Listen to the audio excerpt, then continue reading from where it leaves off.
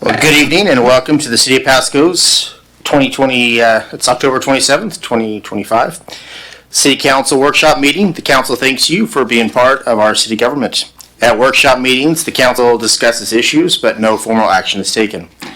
Agenda packets are available at the City of Pasco's website at www.pasco-wa.gov/agenda. This meeting is also being televised live on PSC-TV, Channel 191, on Spectrum Cable in Pasco and Richland, and is streamed on the city's Facebook page, website, YouTube channel, and Microsoft Teams webinar.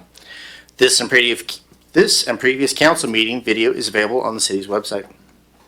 Lastly, the public may submit their comments and/or questions by asking the city manager, city clerk, or by using the Ask Pasco app. And with that, if we could get a roll call.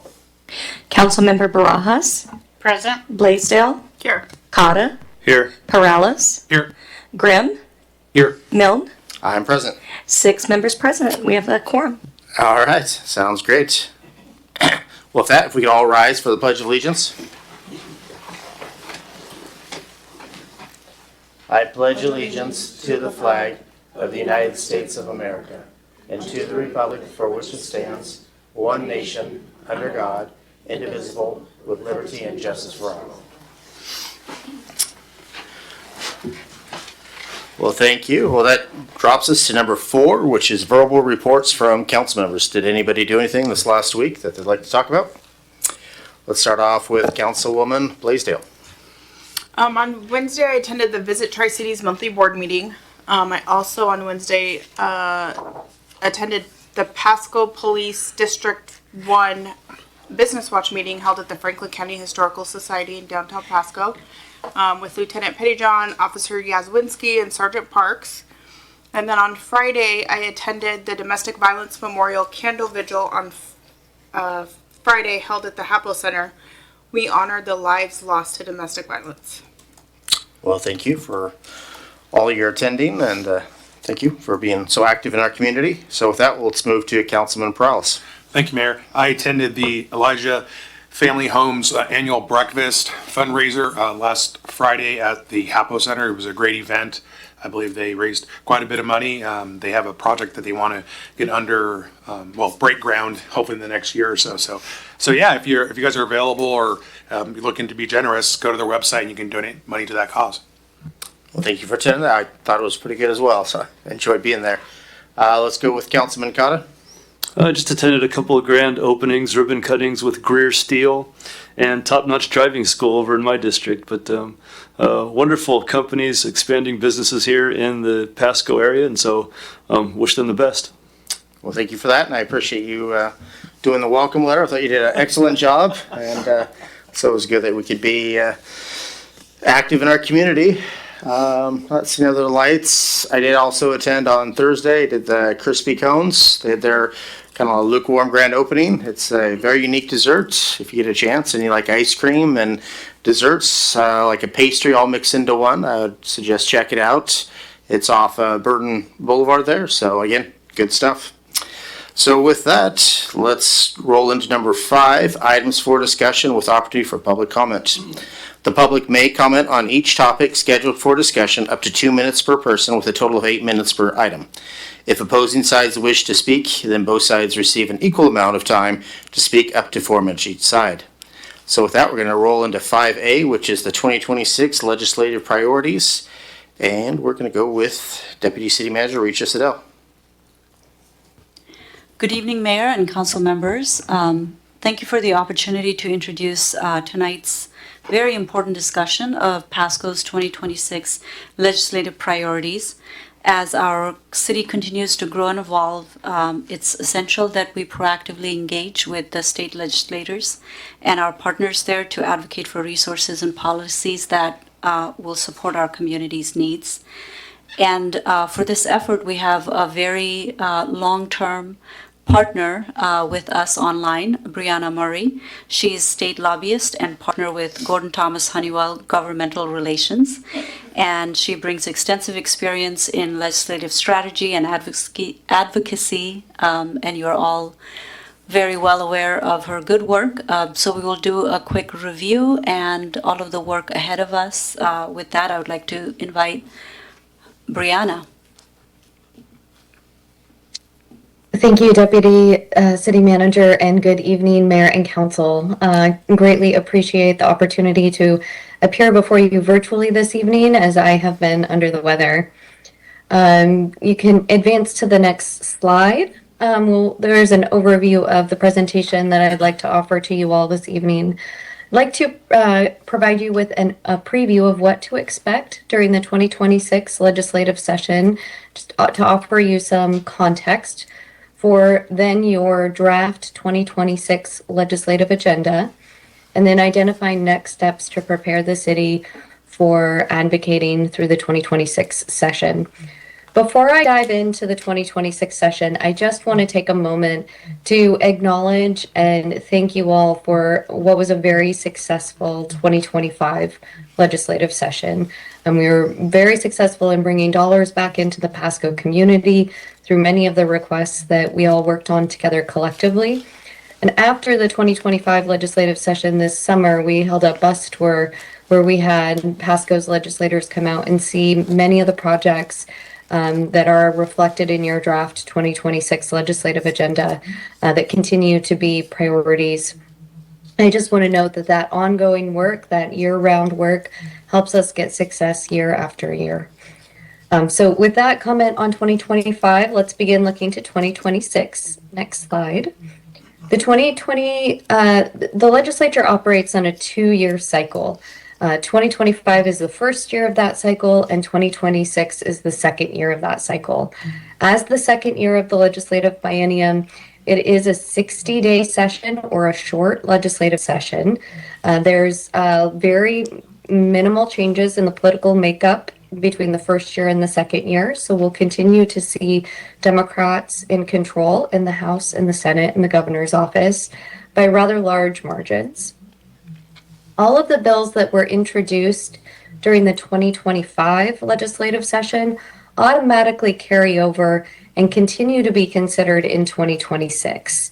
Additionally, legislators can introduce new bills during the 2026 session, which means that we'll probably have more bills under consideration in the second year of the biennium than in the first. The legislature adopted biennial budgets in April of 2025. Those budgets went into effect on July 1st, and the fiscal year for those budgets runs July 1st of 2025 until June 30th of 2027.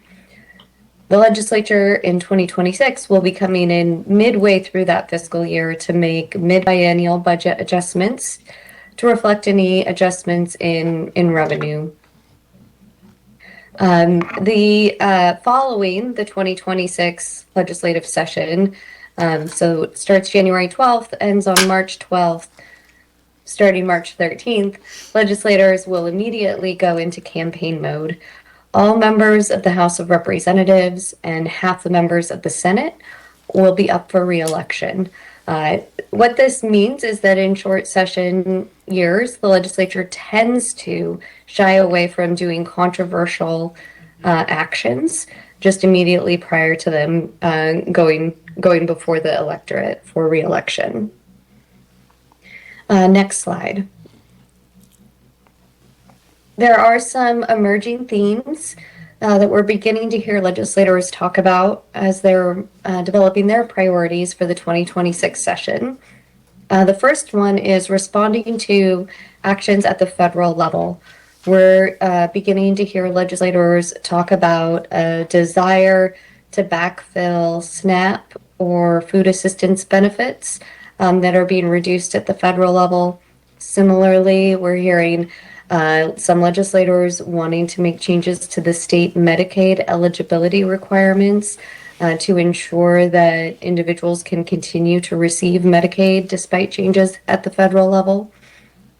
And other similar type of actions, wanting primarily in the space of wanting to continue to provide services where the federal government is stepping away from providing services. In addition to that, or to dovetail that, the state is facing some significant budget challenges itself. Revenues have come in lower than originally forecasted.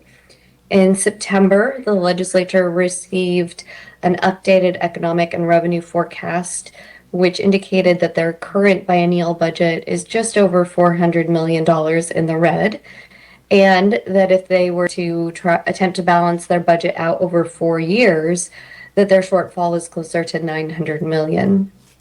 There are several budget writers and state agencies that have noted that that $900 million number could increase quite significantly by the time we get to January.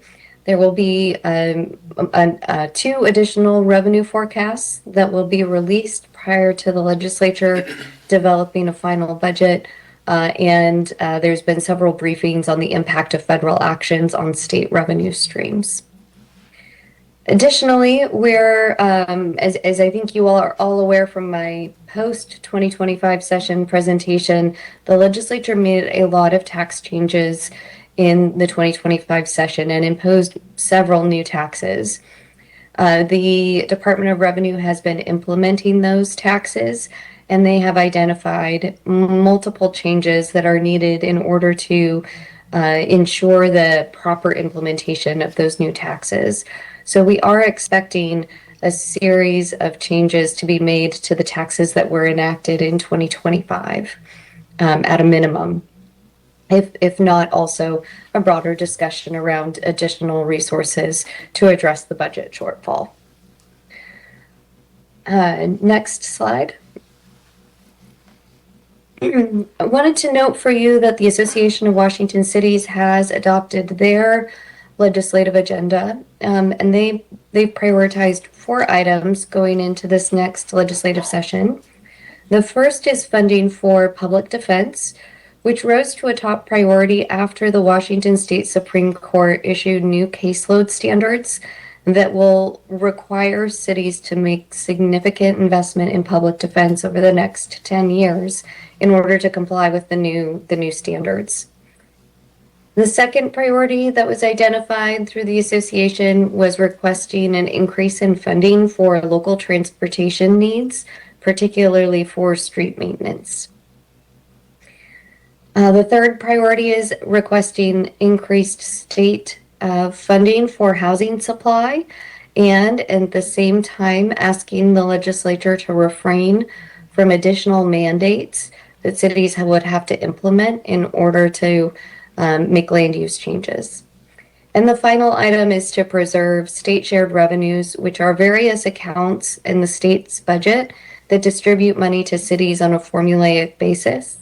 When we've seen the state face tough budget years in history, they have turned to reducing revenues that are distributed down to cities, which in many ways is just passing the budget problem from the state level onto the local level. And so that's an item that the association would strongly advocate against. Next slide.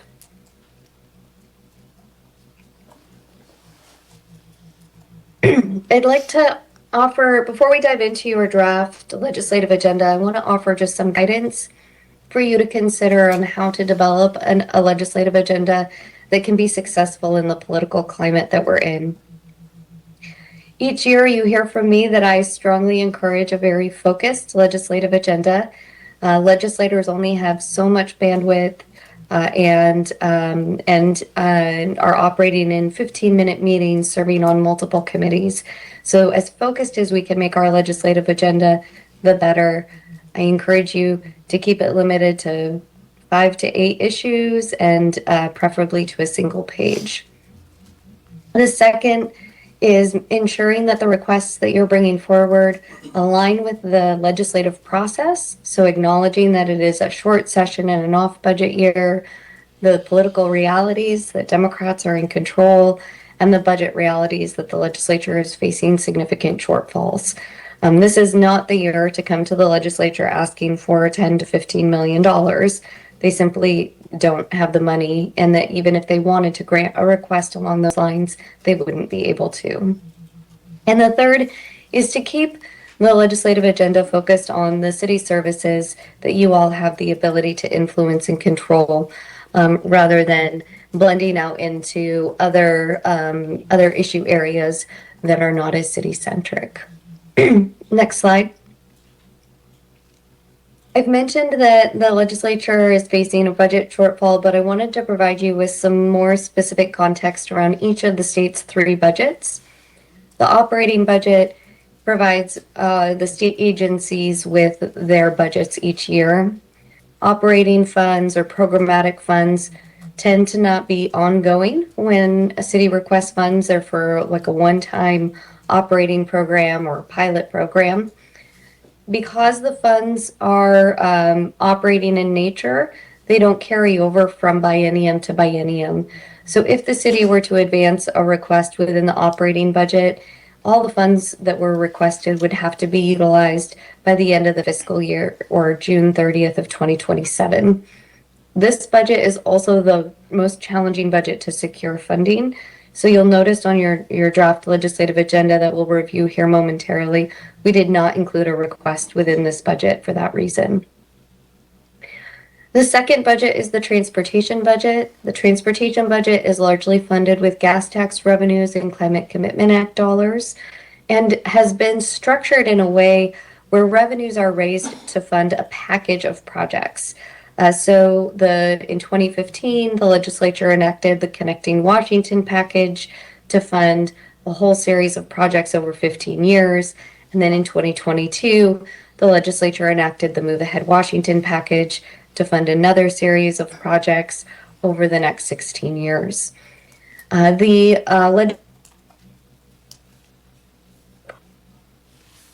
Packages, and they're finding that they do not have adequate resources in order to fund the projects that they have already committed to. With that being said, there are many different transportation project needs throughout the state, so they are already beginning to have discussions around how to change how transportation funding is allocated. And in 2025, the legislature enacted a gas tax increase that did not go to fund a series of projects. So they're getting away from this practice of increasing the gas tax and committing to a set series of projects. With that being said, we're not anticipating a lot of funding opportunity within the transportation budget in 2026. The next significant funding opportunity will likely come forward in 2027. The third budget is the capital budget, and it is the most stable of the 3 budgets. It is funded with bonds that a portion of the operating budget are dedicated to paying off. The capital budget each year has a series of projects called local and community projects or earmarks that are funded. There's $327 million that have been reserved in bond capacity to fund the capital budget in the supplemental year, mid-biennium. The average appropriation that we see in supplemental capital budget years tends to be around the $200,000 to $300,000 marker. And is it a smaller dollar amount than the awards that you all saw in the 2025 session? The other item is that legislators do look, and if they see you had a lot of success during the first year of the legislative biennium, they tend to refrain from making a second appropriation in the second year of the biennium because you kind of already got your bite at the apple. And they tend to prioritize projects that are very urgent in nature that maybe came up and are a result of an emergency or natural disaster. With that being said, they make exceptions to those rules all the time, and the draft legislative agenda that we'll review this evening suggests that they would be making an exception to some of those rules in order to fund the requests we're bringing forward. Next slide. Turning to your draft legislative agenda, your legislative agenda consists of 2 different sections. We've utilized this 2-section format in order to ensure that you can remain focused, limited to a single page, while at the same time providing policy direction on the hundreds of different bills that we see introduced that have an impact on city business. So we identify a first section, which is the various funding requests that you all are prioritizing. And then the second section is longer and a series of policy statements that are providing direction on how to weigh in on bills as the legislature is considering them. You have the draft before you this evening, and tonight is the first discussion of that draft, where we're looking for your feedback and direction on whether or not the draft before you is reflective of your priorities. We have a meeting scheduled with your legislators on December 8th for you all to discuss these priorities with them. So my ask of you all would be to provide direction and finalize the legislative priorities prior to that meeting. And I'll note that we did our meeting with legislators in January of last year in 2025, the week prior to the beginning of the legislative session. And based on some of the feedback from you all, I made a concerted effort to make sure that we're doing that briefing earlier this year in December. And as part of that, have already gotten it on their calendars based on the direction and feedback you all provided. So with that, let's turn to the draft legislative agenda. Next slide. As a reminder, we were successful in securing funding in 2025, but we do continue to have a series of funding requests outlined on your legislative priorities. The first one is a $972,000 request for the Regional Police Training Academy. This request is located in the 14th legislative district. However, it would serve multiple legislative districts. And because it serves multiple legislative districts, I'm comfortable with recommending that you all make this large of a request, even though I just noted that the average request in a supplemental year is much smaller.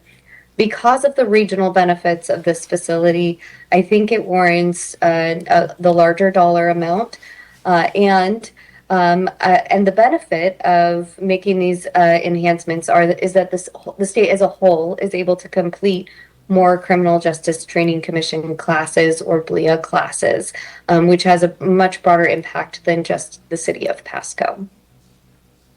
The next request is for funding for the Road 76 overpass. This is presented as a $30 million request for construction. The Road 76 overpass was on the legislative agenda the last year, maybe even multiple years, and we've not yet been successful in securing state funding. To set appropriate expectations, I don't think we will be successful in securing funding in this short legislative session. However, I do think we are beginning to make traction with elevating this project at a statewide level, and I don't want to lose that momentum, particularly as we are looking into 2027, which will be our next large transportation funding opportunity. The next funding request is around US 12 and A Street, and it's a request for $3 million to complete an analysis of that interchange to address some of the safety issues associated with it. This, again, was an item that was on your previous legislative agenda, and this would be direction for us to continue to advance that request. Through our work together, we have had multiple legislators out to tour this intersection, and we've also been able to garner the support of Amazon in this request. It was included in a couple of the different proposals that we saw last legislative session, but at the end of the day, the legislature chose not to fund any new projects. So again, good momentum. We want to keep it on the list, but I don't anticipate a lot of traction for 2026. The next request is new. It is a request for the Butterfield Water Treatment Plant improvements. We're not locking in on a specific request, but noting that what the city really needs is $80 million in low interest loans, grants, and other sources in order for the state to be a partner in the project. What this will likely look like is advocacy for several of the grant programs that are necessary in order to fund a project of this scale and size, rather than a direct earmark request. And the last request is asking the legislature to restore some funding that was cut during the 2025 legislative session. The legislature had been making water banking grant funds available to jurisdictions, and the city had worked for several years in order to put together a competitive application to that grant program. However, just prior to submitting the grant application, the legislature chose to reduce the funds because the account was undersubscribed. They had not received as many applications as they had made funding available. However, what they failed to recognize is that to put together a water banking application is very complex, requires a lot of interaction with ecology. So this is direction to make a plea to the legislature to restore that funding in light of the complexity of these grant applications, to give an opportunity to secure funds. Next slide. On the next 2 pages of the draft agenda that's before you, there are a series of policy statements. The policy statements are very similar to what was included in your 2025 legislative session with some updates. I want to highlight a couple of these items, but I don't intend to read through each and every single one of them. The first one I want to highlight is around local community decision making. You all are aware that the legislature has passed several bills in recent years that are mandates to you all, particularly in the land use space. This is calling on the legislature to take a pause in passing any additional mandates and allowing you all the time you need as a city to implement the direction that they have already provided. And another component to highlight for you all is under community safety around law enforcement recruitment and retention. Last year, we saw the legislature allocate $100 million to a grant program to support law enforcement recruitment and retention. As that grant program is coming online, there are some additional needs to make modifications to some of the statutes that the legislature put in place to ensure that all jurisdictions are eligible for those grant programs. So there's a statement of support for that work there. The public defense issue that the Association of Washington Cities has prioritized is included in your policy statements. We've also included a new statement around the use of automated license plate readers, which is a technology that we're anticipating the legislature will want to regulate this next year. There's a statement in support of preserving state shared revenues alongside the Association of Washington Cities, as well as looking at different ways of reducing insurance costs. There's been a lot of legislation and court decisions that have increased the legal liability that the cities are facing, and we're anticipating a fairly robust discussion this next session of ways of reducing that liability, not just for cities, but also counties, school districts, and the state government itself. Under economic vitality, there are a couple statements added, particularly around shrub step and critical areas, really calling on our engagement to ensure that any revisions to SEPA in critical areas are done in a way that reduce regulations related to shrub step to support infill development. I think I'll stop there. I'm happy to answer other questions about items on the policy statements, but also I don't want to spend all evening reading them to you. I want to go to the next slide. Next slide after that. Mayor, I think I will turn it back to you. I'd love to hear discussion and feedback on the draft agenda that's before you all, and any other comments or guidance you all may have as we prepare to engage our legislators on December 8th. All right. Well, thank you for the presentation. I think we're going to start off questioning first with Mayor Pro Tem Grimm. Thank you, Mr. Mayor. Thank you, Brianna. It was really a pleasure to work with you last year, and glad to have you with us again this year, and sorry for your under the weather. One of my questions, just in regard to no money, and you kind of answered it through there, is, what do you suggest we ask for that will bring the most success? And I think the police academy, I really appreciate where you rank that. And I think because it goes beyond Pasco and multiple legislative districts and is regional in nature and will help, teach, train, and hopefully even bring retention to the law enforcement community. I think you picked a real winner there to put at the top of the list. And so, thank you for doing that. I think that's a great one to lead off with, and perhaps, as you noted, represents our best opportunity for success in this legislative session. And I also agree with you of keeping the Road 76 overpass on the list, that there may not be funding. I kind of almost cried when you said $10 or $15 million requests are out the window, knowing what the request is for that. But I think you're right. I think we keep beating the drum. I think we keep it before them, and who knows, next time around here in 2027 in the longer session, that perhaps we can get funds for that and get going on that. I would love that. Really just a question, as far as the US 12 study, you said that Amazon is in support of that. What does that mean? I mean, does that mean their checkbooks coming out, or what does that support mean tangibly? Great question. Amazon has a fairly robust lobbying team, and so it primarily means that if I reach out to them and say, hey, it would be really helpful if you told Senator so-and-so that this is a priority for you, that they would be willing to do that. They also submit to legislators a list of their priorities, and we're included within their list of priorities.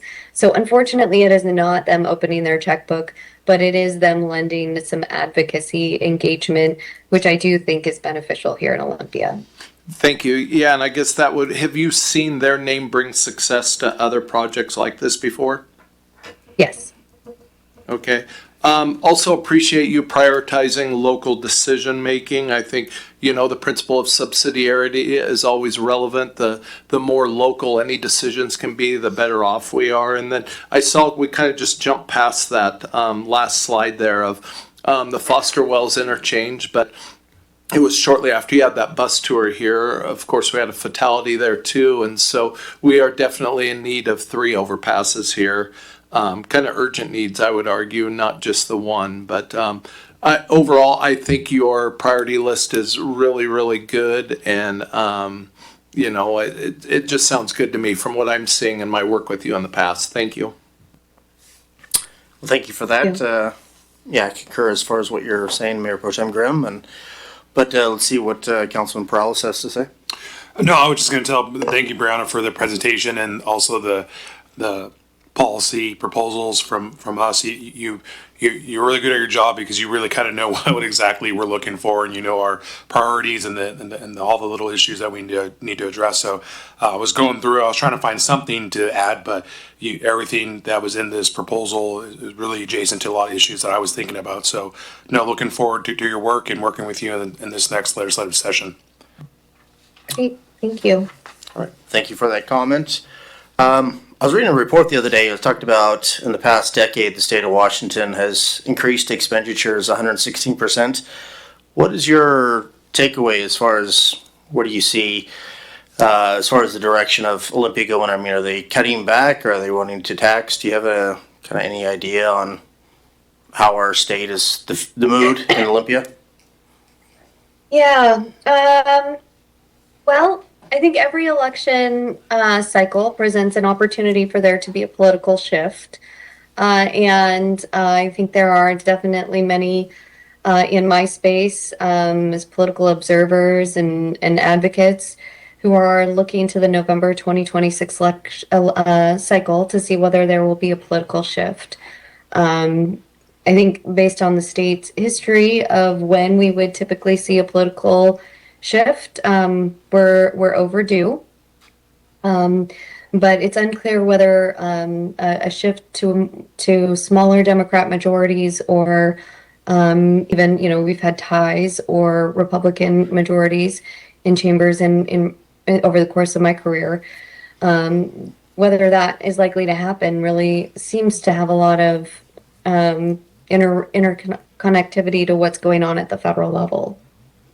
As far as this immediate session right before us, I think it is unlikely that the legislature will make significant tax increases in the short 60-day session.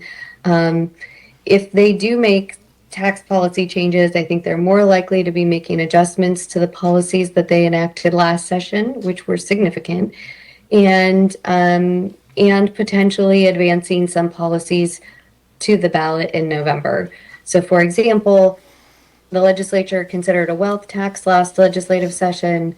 Governor Ferguson has been pretty clear and consistent in saying he's not supportive of a wealth tax. I have heard some legislators indicate that if the governor is not going to sign it into law, that perhaps they should allow the Washington electorate to decide whether or not a wealth tax should go into law, and to put it on the November ballot in lieu of trying to pass it through the legislature and be signed into the law by the governor. So I could see something like that happen. But I think for the most part, legislature is going to be looking this session at addressing that $400 million shortfall, which I think will end up being a little bit larger, primarily through cuts and modifications, tweaks to the policy tax bills that they passed last year. Okay, well, thank you for that answer. I'm not seeing any other questions, so again, thanks for your presentation. Is there anybody at the audience that would like to make a comment or pose a question? Going once. Or anything I forgot, if Deputy City Manager wants to Okay. catch Well, let's, anything. Thank you, Brianna, and thank you, Mayor. For staff, if you would like for us to bring this back for adoption in the next regular meeting, we're more than happy to do that. Have an adopted legislative agenda for that December 8th with the legislators. So if you're happy with what has been presented today, then we will make sure to bring that back as soon as possible. all right, well, I can't see Cod his head, but it looks like everybody was kind of in agreement. All right, so I Okay. think we're all good with it. Then you'll see that in the next regular meeting agenda. Thank you. Okay, thank you. All right, now is there anybody in the audience that would like to make a comment or going once, going twice, going three times? Okay. Well, thank you for that, Brianna. And let's move on to 5B, be the Peanuts Park North conceptual design presentation. And we got Director Jesse Rice. Good evening, Mayor and Council. This evening we have a presentation on our conceptual design of Peanuts Park North. We have both Brent Kabalik, our Recreation Manager, and Jeff Stiltz from MTLA Architecture to give a presentation. But before we get into that, just a quick background so everybody's at the same spot. So in 2021, we remodeled Peanuts Park South and brought it to its current status with the Mercado, the bathrooms, and all the wonderful space there. In 2023, we had a $150,000 legislative appropriation grant through the Department of Commerce for the Peanuts Park North project.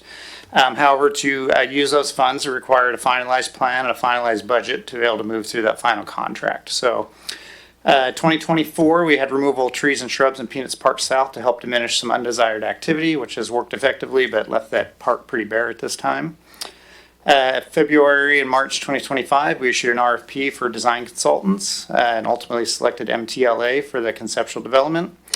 And then April through June 2025, the consultant worked through 3 initial concepts and some community outreach. And with that, I'm going to turn it over to Jeff and Brent, who actually have some additional history, so I'm not taking away all the work that they've done. Thank you.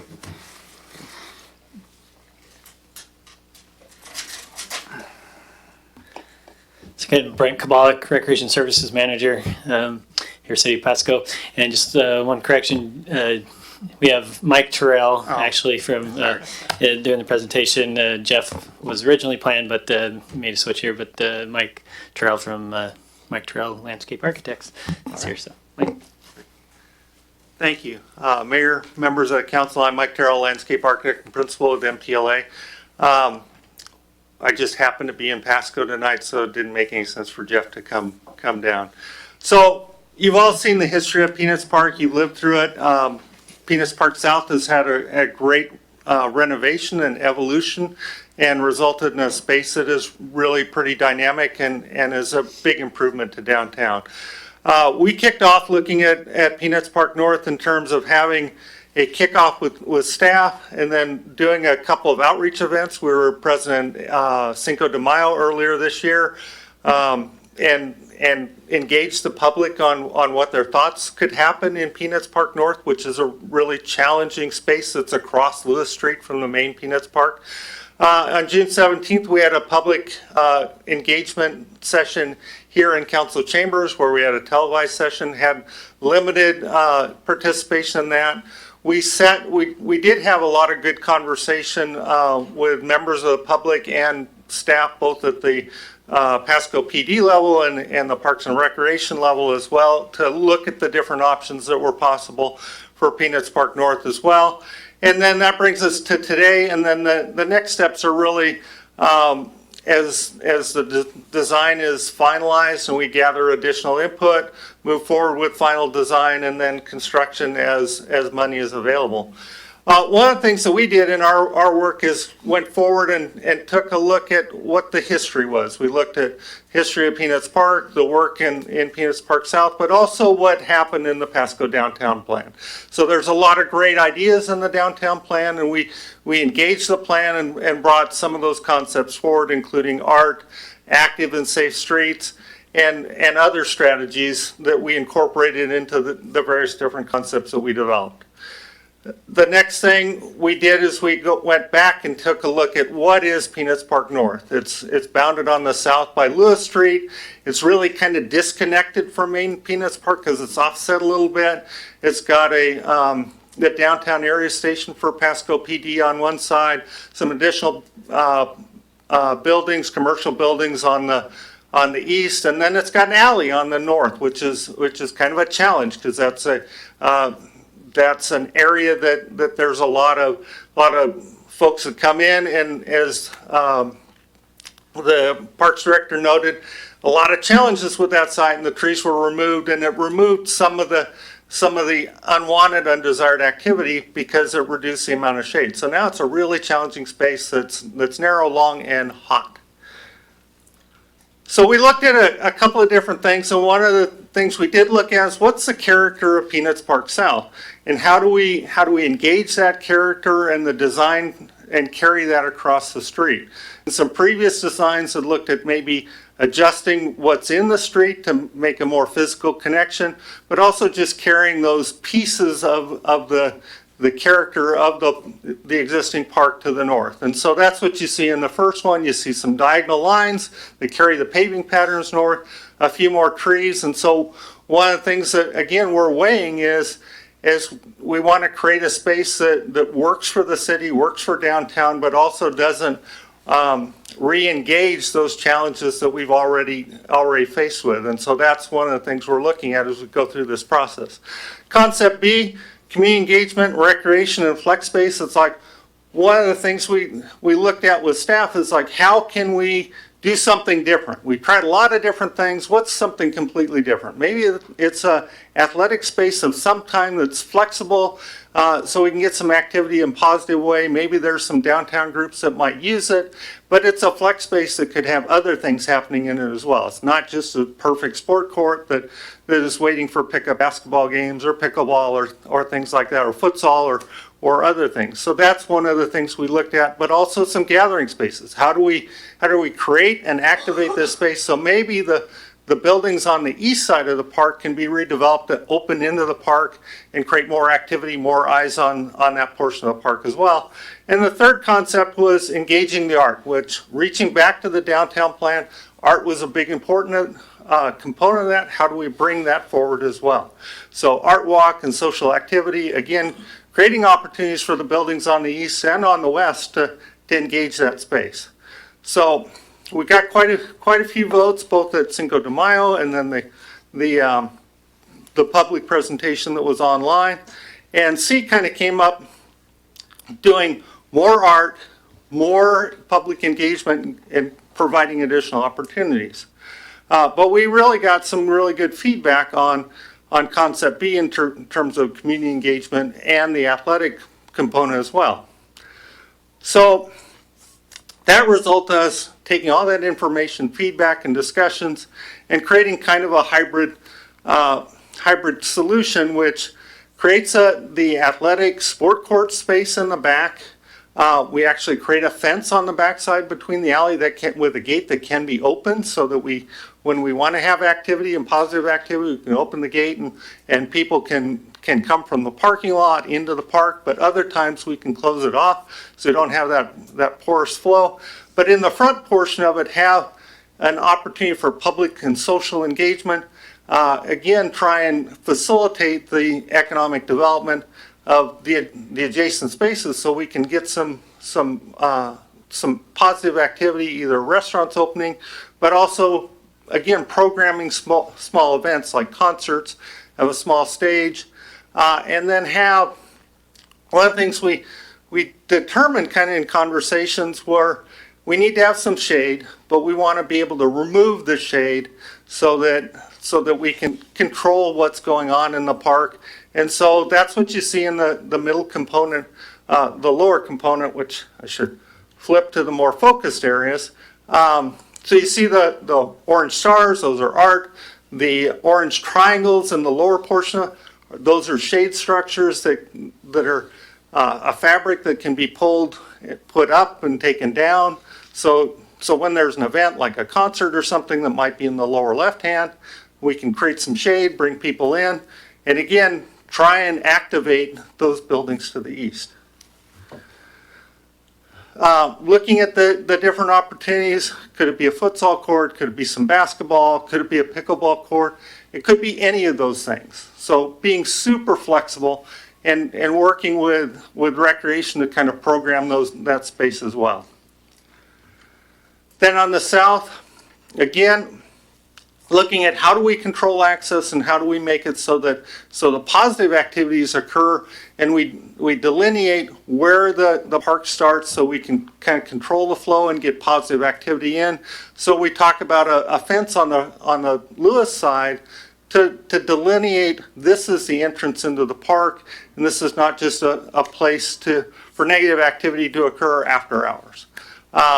And so again, integrating art both on the walls and the murals, collaborating with the adjacent property owners, installing art, maybe looking at opportunities to have in-place games, again, looking for ways to activate the space.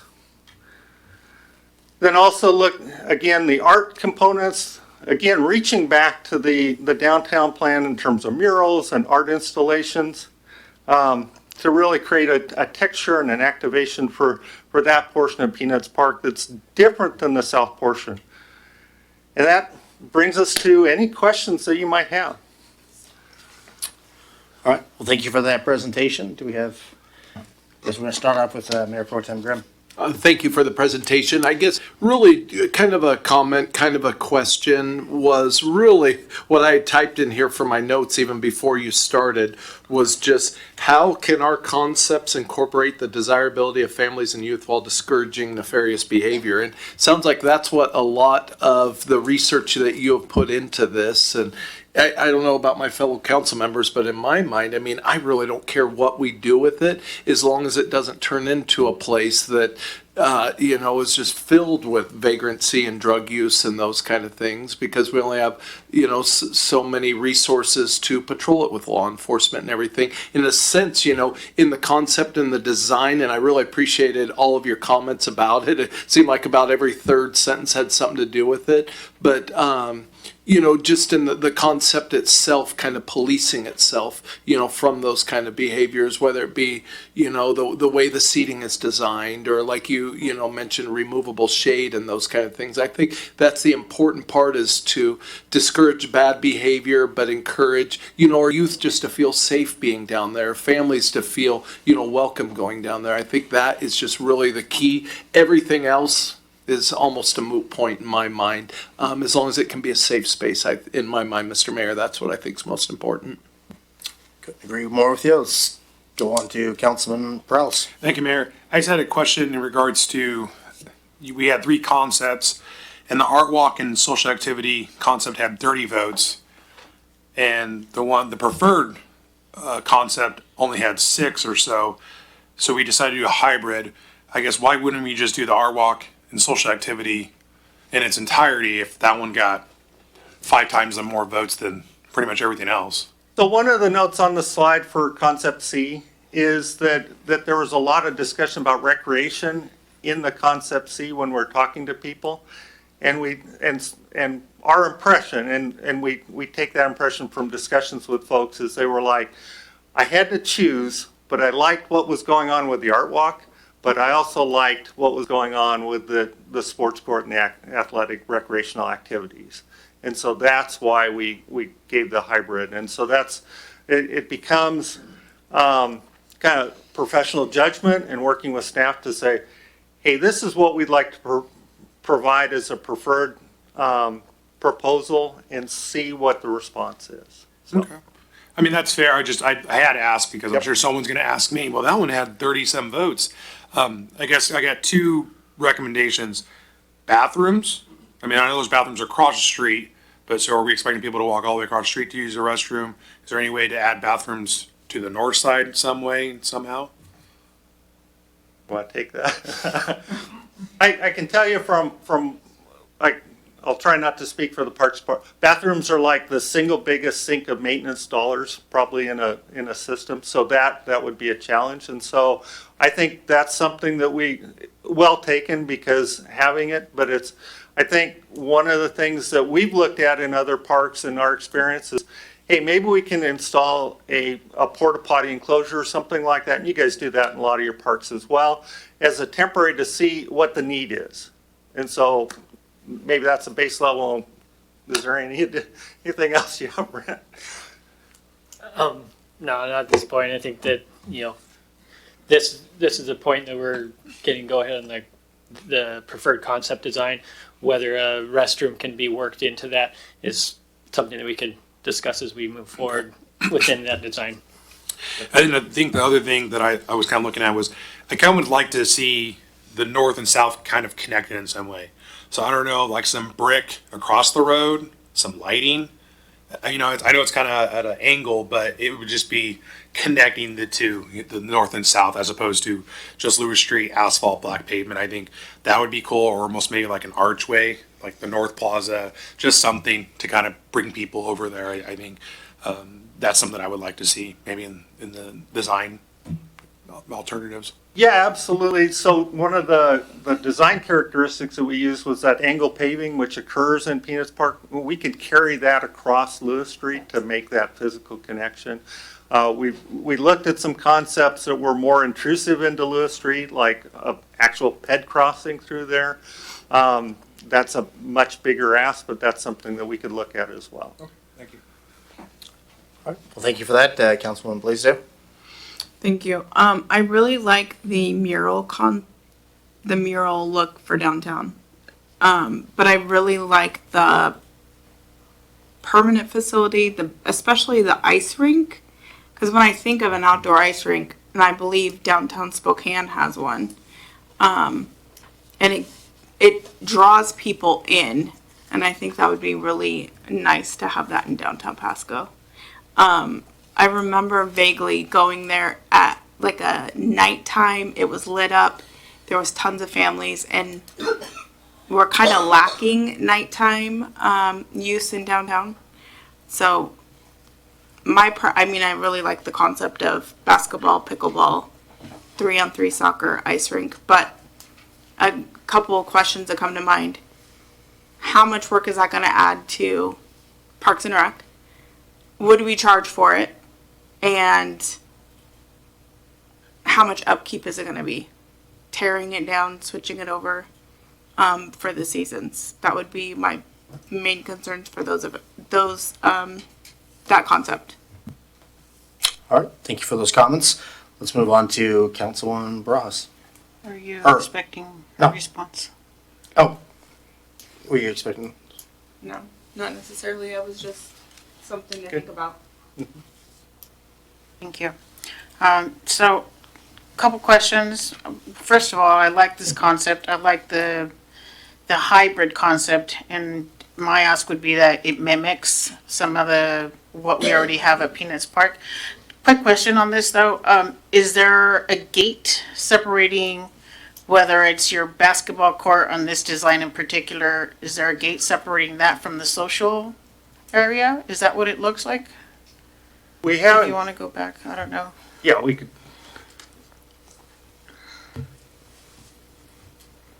So there, that shaded rectangle between the basketball court and your social area? the shaded area rectangle is a goal. It's a goal. Okay. So we didn't get into that level of detail of fencing off, but we're trying not to put a bunch of fences in. Sure. We try to be strategic. Okay. All right. Well, I like this concept. My concern would be the trees. If you're adding green trees there, probably again, we just tore down some trees, right? To help prevent the vagrancy. So my idea would be plants, again, just to mimic what we already have over at Peanuts Park. Something very, very low maintenance, just something that doesn't require too much work. Other than your regular, I don't know, every 2 weeks, every month, once a month, kind of. Very low maintenance. But I do like this concept. That would be just my ask. The plants.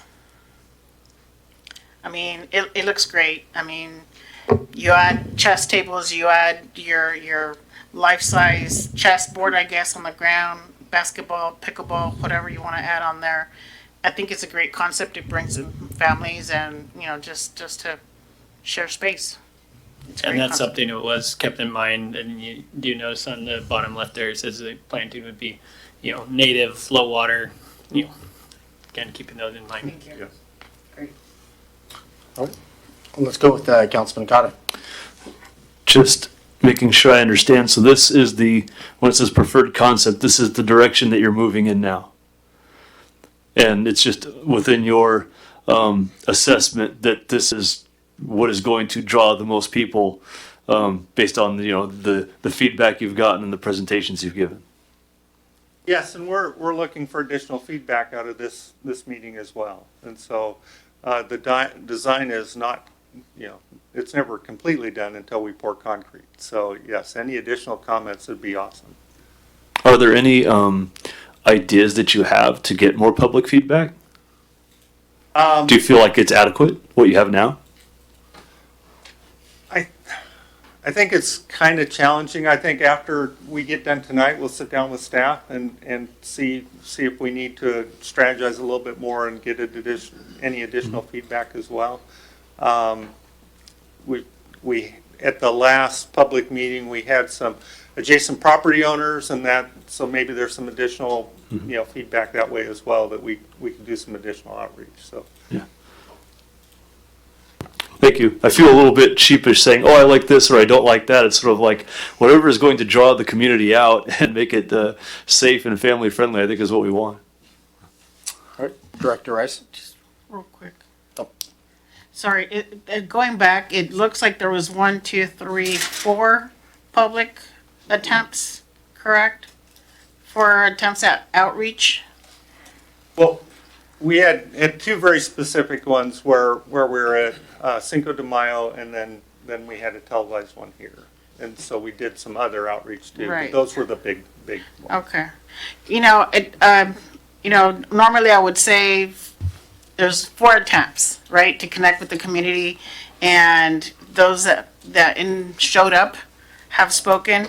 However, also taking into consideration that those that did show up do not speak for the whole city.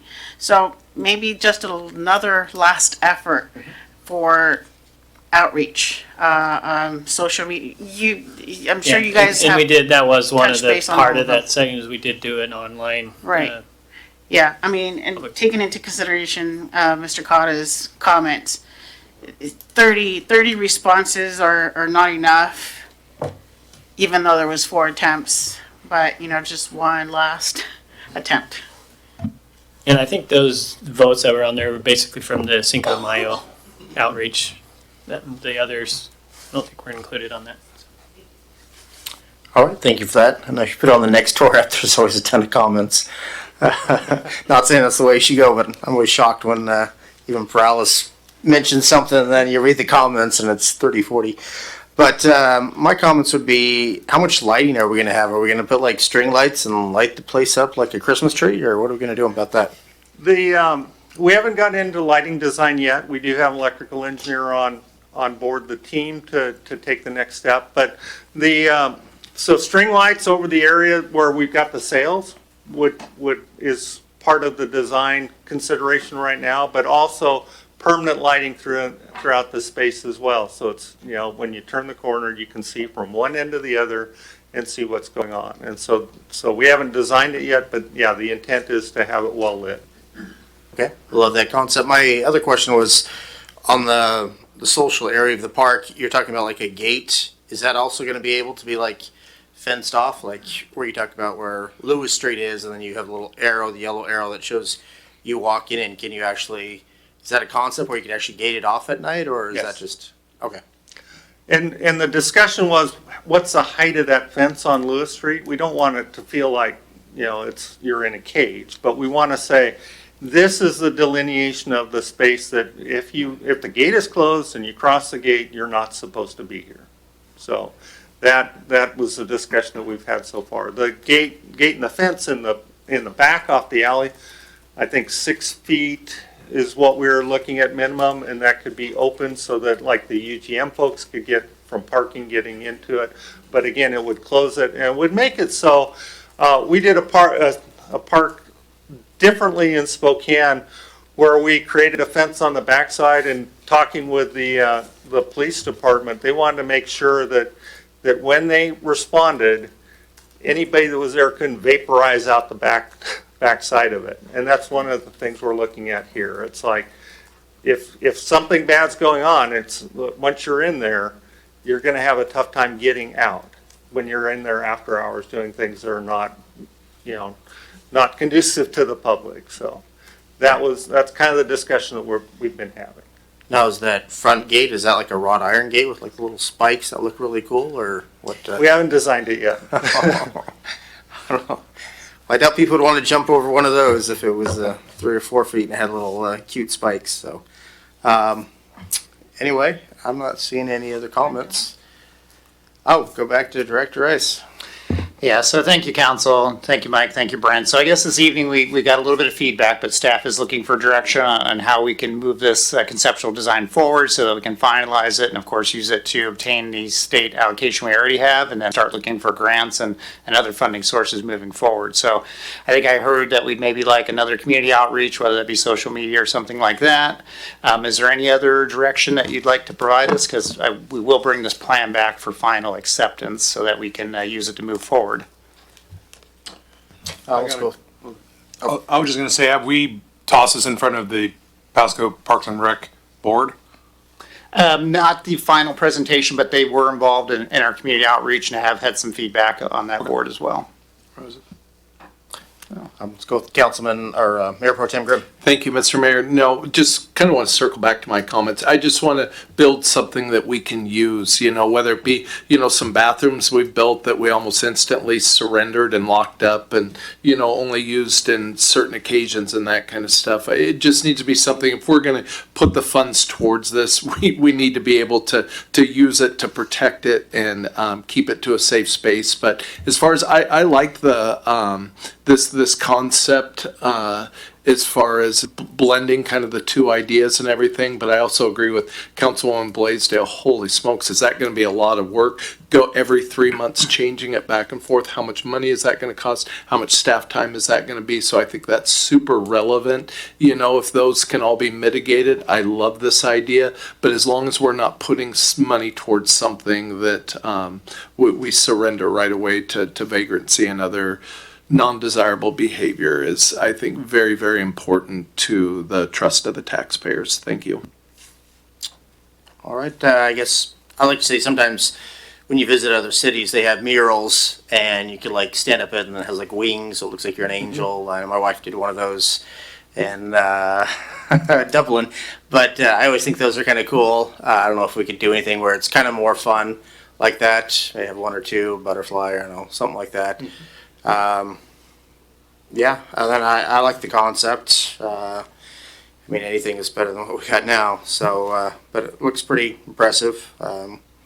kind of too bad. I always like fountains, but I know those aren't cheap either, and those look good. So anyway, I think we're kind of done. So, all right. Thank you guys for your presentation. Thank you. All right. So with that, we'll move to 5C, Basin Disposal Incorporated. Oh, do we have anybody from the audience that would, before we get to Rebecca Franczyk, I think let it open to the public. Trying to get ahead of myself here. Good evening, Mayor and Council and staff. Thomas Grandbois, Big Maple Properties, 108 North 4th Avenue in Pasco. I was fortunate enough to come on to the listening session, and I just wanted to say that they did an excellent job interacting, and it was very clear that they understood the difference between concept B and C and how valuable it could be to integrate them.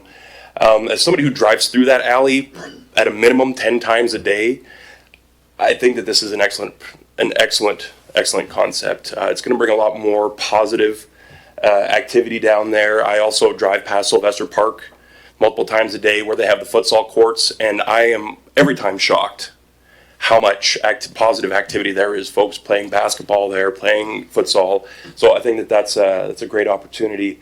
And with the artwork, it's always great to see. My hometown just did a major rejuvenation of their downtown, and that was very noticeable. That's what they focused on, and it has made a huge difference down there. They had similar challenges to what we have now here. And when it comes to lighting, I'm with you 100%. You can make lighting both what I call uncomfortably bright at night and also attractive. We've achieved that in our alley, both with integrating our murals and also having bright lights, but also nice string lights. So it is very possible to do that. I know in my experience, just one block over, I see on my cameras all the time people coming down, shooting photos, shooting grad photos, shooting music videos and things like that. And when I see them on there, I'll go down there and I'll turn off my uncomfortably bright lights for them, and I'll change the color for them, for example. So we do see a lot more positive activity when we make those changes. So thank you very much. Thank you for those comments. And yeah, we were eating at Chow's, I think, a week ago, and I saw somebody doing a music video down there. I thought it was kind of cool. So thanks again. So now let's jump to 5C, which is anybody else going once, going twice, going three times? Okay. Now let's jump to 5C, and it's Basin Disposal Incorporated presentation. And I know Maria Sarah's going to kick it off. And I have to ask you, who's controlling the slides, me or Yeah, you can control them with the down arrow or the space on the keyboard. down arrow? It is. Thank you. So good evening, ladies and gentlemen. I am Rebecca Franczyk, and I'm here tonight representing your garbage utility service provider, Basin Disposal. My goal is to provide you, I have multiple things tonight. My goal is to provide you a brief overview of how garbage disposal works, state regulations that we operate under, how Pasco's contract works and the options you have within that contract, how Basin works with your staff to provide better service, key legislation which is coming forward which will impact your garbage rates, and then I'd also like to introduce you to my colleague Jeff Thompson, who's in the audience tonight. He is going to be replacing me when I retire February 1st. So, garbage is a highly regulated industry. The state takes an interest in managing garbage because it's one way they can ensure public health and safety. No one benefits when our water or our soil is contaminated, and we all lose when the public has to use taxpayer dollars to clean up illegal hauling. Much as they did when ensuring that all citizens had access to electricity, the Utility and Transportation Commission requires that every citizen has access to garbage collection. To do this, because think of how far flung some of our residents live, to do this they issue G certificates, and the hauler who owns the certificate within that area must provide service to any person in that geographic region that asks for it. The UTC also dictates what services must be provided. So in the county where they don't have individual contracts, you have to pick up garbage once a week. And they determine what your rates are. They tell us how much we can charge. Pasco has elected to opt out of the UTC system and do their own contract with Basin Disposal for their garbage collection. This means that you get to establish the service you want. So if you want a garbage service 3 times a week, you could have it. You determine if you're going to add a utility tax to the garbage price. Your staff coordinates with Basin to ensure that garbage service can be provided as cost effectively and efficiently as possible. And this is especially true in a rapidly growing city like Pasco, because we work with your staff to look at road standards and driveway access and new developments and commercial areas. We look at all your SEPA plans and we say, hey, developers, did you think about garbage trucks can't get through this access way? We can shortcut a lot of problems at the very beginning. And recently, Jeff worked with Jesse because we had a whole bunch of new residents who'd moved in next to an empty field, and then we had a great big huge windstorm, and so they've developed tumbleweed protocols. And then lastly, Pasco helps keep illegal haulers out of town, protecting your utility tax. This is why that's important. You can see that you charge 8.5% utility tax on our garbage rate, and that brought in over $1 million in 2024. Illegal haulers do not pay this utility tax, so every time a business illegally hauls garbage, Pasco bleeds revenue. Pasco offers its citizens unlimited service and drop box recycling. So let's talk about unlimited. Unlimited means you can put as many extra bags, bundles, or boxes next to your 96-gallon garbage can as you want every single week. And if you, like me, have a lot of garden produce that's filling up your cans, your boxes, your bags, and your bundles, you can get a second 96-gallon can for $2.66 a month in 2026. So it's a pretty good deal. Calling Basin in advance when you are putting out a mattress or a washing machine or a large piece of furniture ensures that you will probably have same-day service. Oftentimes when our drivers come down and they see that you've put out a mattress or a washing machine, they have to call back to the office and get a second truck, a rear loader that will come and 2 people will pick that up. So we don't guarantee same-day service on that extra large items, but if you call in advance, the chances are much improved. Basin serves residential customers, industrial customers, commercial customers, and your drop box recycling, which is at 7 locations. You can see them along the bottom of the slide. And we use 3 types of trucks to do that service. We have front loaders, which are the Corrados.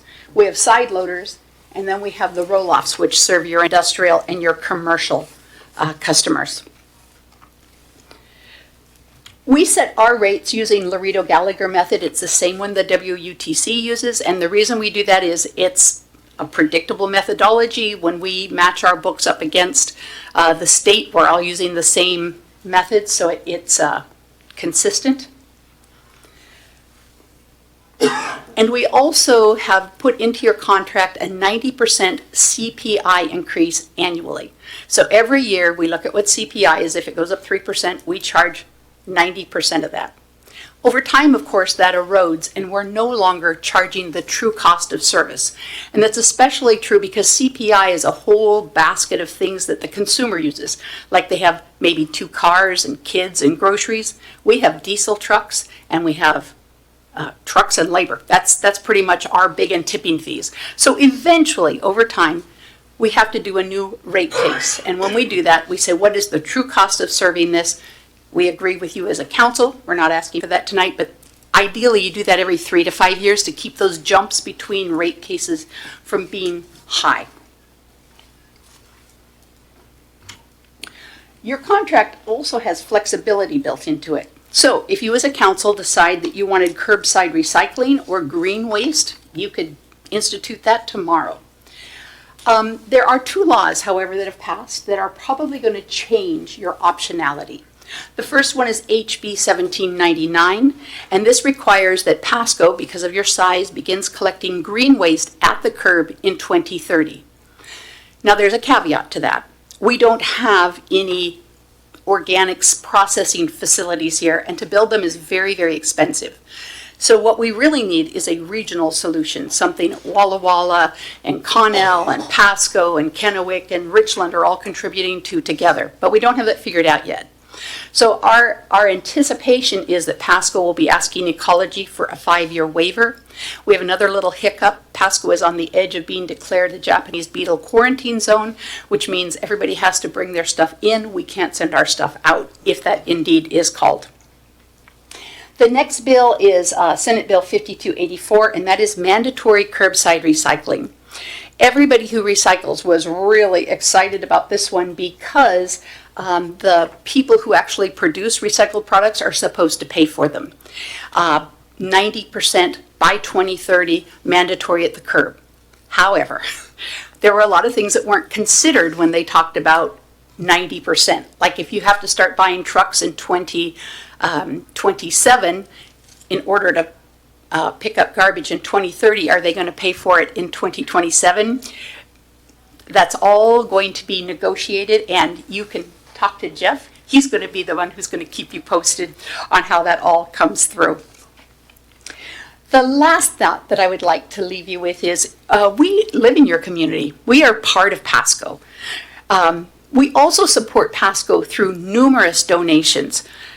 We support the Highway Cleanup Program, Cinco de Mayo, the Downtown Winter Festival, Water Follies, the Grand Old Fourth, the Fiery Foods Festival, the Benton County Fair, and goes on and on and on. So we're glad to be here with you. We're glad to see this downtown being dressed up. Wrapping up, I just want to thank you for allowing Basin to serve Pasco, and then I'd be glad to answer any questions that you have for me or for Jeff. All right. Well, thanks for that great presentation, Rebecca Franczyk. I know your spirit is always contagious when you're always so happy, so thank you for that. Let's start off with Councilman or Mayor Pro Tem Grimm. Thank you, Mr. Mayor. Thank you, Ms. Franczyk, for your presentation tonight. You kind of answered one of my questions at the very last minute, talking about curbside recycling. So many, we get guests by our house or whatever. One of their questions, do you recycle? And we do, recycle because we have a large family and we're consumers, at least cardboard. But the drop box stations, they're pretty much only cardboard anymore, correct? So no plastic, no glass, no anything. What's the reason for that? Price. I was on council, just like you are, for 21 years, and several times we had citizens that would come up and say, we really want to have recycling, and Basin Disposal would come and give a presentation and say, we can do it, it'll cost you $3.80 extra a month. We can do it, it'll cost you $7.50 extra per month. And every time the council went, no thanks. It is very difficult to recycle plastics. 1 and 2 are recyclable. However, people are wishful recyclers, and they say, I know this is number 5, but I'm sure they can do it. And so those recycling streams get constantly contaminated. When we pick up your recycling, and the recycling we pick up, we do recycle, but it goes to the transfer station, it gets baled, we ship it all the way to Tacoma, to Pioneer. They run it through a very expensive machine called it's a MRF, it's a manufacturer reuse facility, and they blow the paper up and they have magnets that touch the metal. They do not accept glass. Glass contaminates absolutely everything. And then they sell it overseas. They sell it to China and Taiwan and Vietnam. It is a commodity, just like chocolate, coffee, wheat.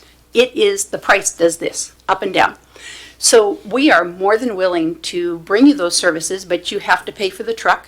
You have to pay for the driver who comes around and picks it up. You have to pay for the cart. You have to pay to ship it off to Tacoma. And then if they make money, we credit that back to your account. And if they sell it at a loss, we credit that back to your account as well.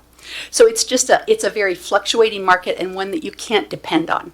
Cardboard is pretty steady. I mean, it does go up and down, but at least it's usually positive. Glass is...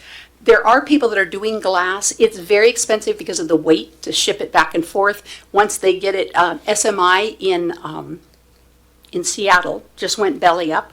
They've been bought out by somebody called Arda. They are restarting, but a lot of glass gets recycled in the Midwest. So again, Walla Walla did a big study about 4 years ago. It was $1,300 to haul a load over to SMI. They got paid $400 at the door.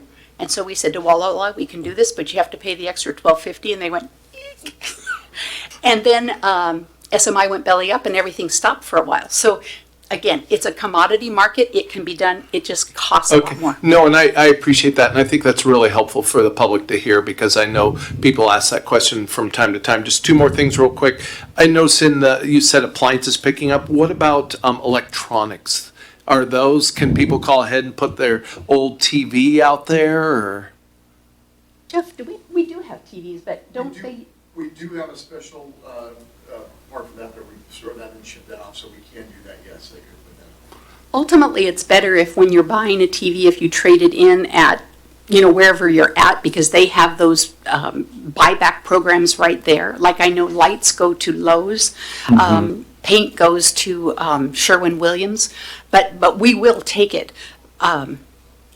We will take it, but it's just better if you send them where they come from. Perfect. Last thing, and I know I've talked to you about this before, but how can we advertise better some kind of cleanup day or cleanup month, like, in the spring or whatever? One of the things we talk about with our code enforcement, there's derelict properties and that kind of stuff. And I think if, somehow we, maybe went to those residences in person or something like that and said, hey, you could put all of this out at the curb, and, I think garbage is just amazing. I mean, we take it for granted, and so many problems just disappear from us every week, and that would just be such a huge load off those people to be able to get rid of that and just help clean up our city at the same time. I would love to see an effort towards that. How can we get there? Well, some of our communities who don't have unlimited pickup, we have in the contract that we will do a spring cleanup or a fall cleanup. But several cities with that in their contract have actually moved to unlimited because they want it cleaned up all the time. So I guess my question would be, in a city where you can put unlimited on the curb any day of the week, what would a cleanup day accomplish? Is it just an advertising, hey, community, let's clean our block up this week? Or what are you thinking? I think part of it is the first part you said, just marketing. I bet, a lot of people just don't realize, and maybe that's, something that needs to come from, the city or, from you guys. I guess I'm not sure what's the best way to get the word out, but, holy smokes, I just see that as a huge opportunity to, clean up. And, we feel better about ourselves when we're able to do that. It's relief. Plus, we feel like we're, doing something to, better, and it doesn't cost us anything. We just got to get it from there to there. And so, yeah, I just would love to see us take advantage of this unlimited garbage pickup as long as we're doing it. So, yes, and while you're coming up, quite possibly we could work with your staff and we could declare Pasco Cleanup Week, and just something. make it a I'd love marketing that. campaign. Go ahead, Jeff. Thank you, Rebecca. Thank you, doing Jeff. a great job. Something I'd love to do is just looking at some marketing and branding, partnering with the city on some of that type of stuff. So I think we'll be looking at that in the near future. How can we partner and just communicate that? We have a newsletter. Could we put some of that out there? Not every city has unlimited. We think that's an amazing option to have. So just communicating, my God, you can put it out there. And we just had another city go to unlimited, and that was a lot of code enforcement. We can now clean up the city. So I think just some communication, but we can partner on that. Yeah, I'd love it. Thank you. All right, thank you for that. Let's go with Councilman Cotta. Just a thank you. I've lived in other cities, around the region, and basin disposal being here in Pasco, it's definitely like a perk to living in Pasco. I won't go through all the issues, but I just appreciate your service and making it easy on the citizens. Thank you. Our pleasure. Thank you. All right, thank you for that, Councilwoman Bras. Thank you. I do have a question. Can you elaborate a little bit on illegal haulers? That captured my interest here, and what does that mean? Well, so it's not quite as straightforward as you would think. So for instance, if I am a landscape company and I am cleaning up somebody's yard and I chop a bunch of branches off their tree, and part of that service is hauling that off to the dump, that is completely legal. But if I decide that, gosh, the winter months I don't have very much business, so I think I'll put my bins out for the winter and I'll let people use them, and then I will haul stuff to the dump, that is not legal. So, and they do it without, so that stuff comes across the scale without ever paying that utility tax. So that's typically how it happens, is you have a business who's trying to maximize their assets and fill in some dead months, and they just cross the line. it's also important to realize that not only does it bleed revenue through the utility tax, but if you get somebody who's really choosing all the dense areas, then our rates are being spread when we're serving all the far out, far flung areas, and it raises your rates eventually. Great As a explanation city. on that. Thank you. All right, thank you for that. Let's go to Councilman Prowse. Thank you, Mayor. I'll put a bookend on this. I just wanted to say also thank you to you and Jeff. You guys have been really amazing. I've reached out to you and you've gotten back to me quite quickly. And also as Jeff, we had a home property in my district that had just code enforcement issues, and we had new people move in, and Jeff got your guys' staff out there to haul a whole bunch of garbage off. So it was really amazing. And I know the residents were really, really thankful at BDI. So just want to give you guys a public shout out that you guys are doing amazing work. Thank you. Thank you. All right, well, thank you for that. I know we recycle quite a lot of cardboard. Seems like my wife's always getting stuff on Amazon, so let's try to And empty tin the and bo- aluminum are still good markets. You can really take tin and aluminum. And plastic, if people wouldn't contaminate it, would be okay. But people just can't resist. They're sure that if you can do 1 and 2, you can do 3, 4, 5, 6, or 7. All right, so I guess my question to you would be, when I'm at the cardboard recycling there on Court Street, the one by 68, close to that anyway, I've got like people throwing like boxes that has like styrofoam in it. And of course you go to talk to them, of course they tear on out of there. I had one guy throwing tires, really chapped me. I started to go for him quickly and he jumped in his truck and just tore out of there like a madman. I mean, just besides telling me, I mean, he knew it was wrong. I could tell he knew it was wrong when I started walking over to him. I mean, is there anything, how much more does that like add to things when people do this? I mean, I know it does, but I mean, what are your thoughts, or what do you think that we could do besides just trying to tell people that, you know, hey, this is a bunch of crap? Overall, not it's bad things to do. You know, we have signage. We have, Jeff is working on updating our website so we have better marketing. But what is it? 10% of your population drives 90% of your costs. You know, you've always got that 10% that are non-compliant. If we have a tire fall out when they're dumping those, when they're dumping the cardboard, they can pull those.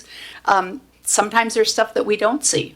And one of the things that's probably most dangerous is now lithium-ion batteries. If somebody's dumping those illegally, you can burn things up pretty fast. So we just have to ask the public, this is their taxpayer utility. The way to keep your rates low is to follow the rules. Okay, but no, really, besides just trying to talk to people, I mean. Right, I appreciate where you're coming from. I don't know the answer. Okay. I don't know what you do with people that are just non-compliant.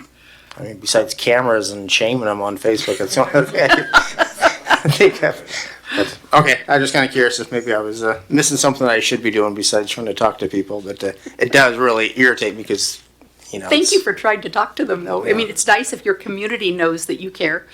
Well, I know, like, at a citywide, when we've talked about, you know, having to cover some of the costs, like when the county didn't want to cover the cost for having the recycling, and so it's an option that the city, you know, obviously has to pay a fee as well, so it could be that you just get rid of it, which is something that I don't want, but when people are abusing the system, it makes it even harder to justify, so.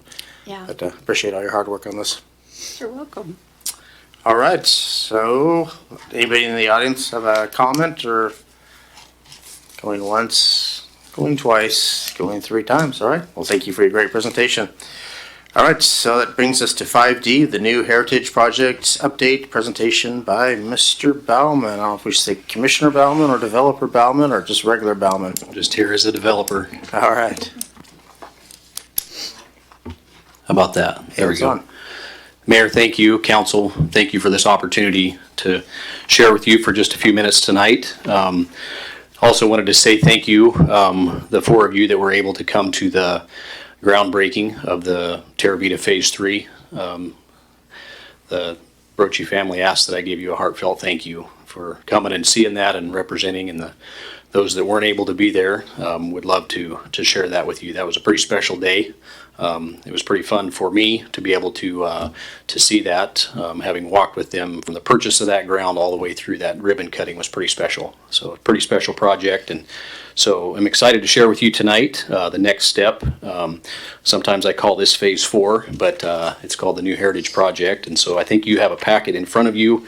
And so to be respectful of your time, I'm just going to go through it quickly and just kind of describe to you where we're at in this process. We went out actually last year and went through a request for proposals, and we went through a process of narrowing that down to where that we've selected a team to design this process. And so as you thumb through this, the process you have in front of you, just to see where the process has come through. You know, the vision at New Heritage is we strive to cultivate a flourishing community where everyone belongs, everyone has a purpose, and we help each other grow. And that's really what the Brochies have done throughout their history, from the Yakima, the city of Yakima, up through the valley, all the way out here to the east of us. And it's pretty fun to be able to walk with them. I'm humbled to be able to walk with people that are so purposeful in their journey. They say that a picture is worth 1,000 words, and the picture that you have there in front of you, that the tree with the showing that the hand holding that up, that really describes them well. Having got to work with them for a number of years now, it's really special to work with people that are so purposeful in helping their community grow and thrive. Just to give you a little piece of background, the New Heritage community out there, the Brochies, all that they've built, they started out in an unconventional way of helping people get into home ownership. And that has now, because it was unconventional loans, they were 20-year loans, and there is now family trees that have never had an asset that now have been able to pay off their 20-year mortgage, and they now own an asset and are changing their family trees. And so that's really special to see that happen in the way they do that. The one page there, on August 7th, we had a visioning charrette, and we had, you can see some of the names there where there's a lot of people in the community that were a part of that. We spent a whole day going through and talking about what does community mean and how do you do it. And so just a lot of the pictures there that you have in front of you of that process, we tried to do it, we all learn in different ways, and so we did it with pictures and we did it with stories. And some of those stories came from, places like the Oregon coast and Vista Hermosa, the community they built in the past that's out on the farm, Bend, Oregon, Mexico, Oaxaca, Haiti, Cancun, Nicaragua, to Europe, Cascais. As you know, some of the Brochi family is from India, and just East Africa, and then some of the things that we developed through that day. What does community mean and how do you build it? And you see this, all the words that are there, the larger words are the words that were used more often as we described that day. There was a couple of people there that were just very intensely listening and trying to capture what it was, and that's where this has come about. And then to the pictures that you see, that's what this community means to the people that were there as we talked through it. And so it's been a really special process.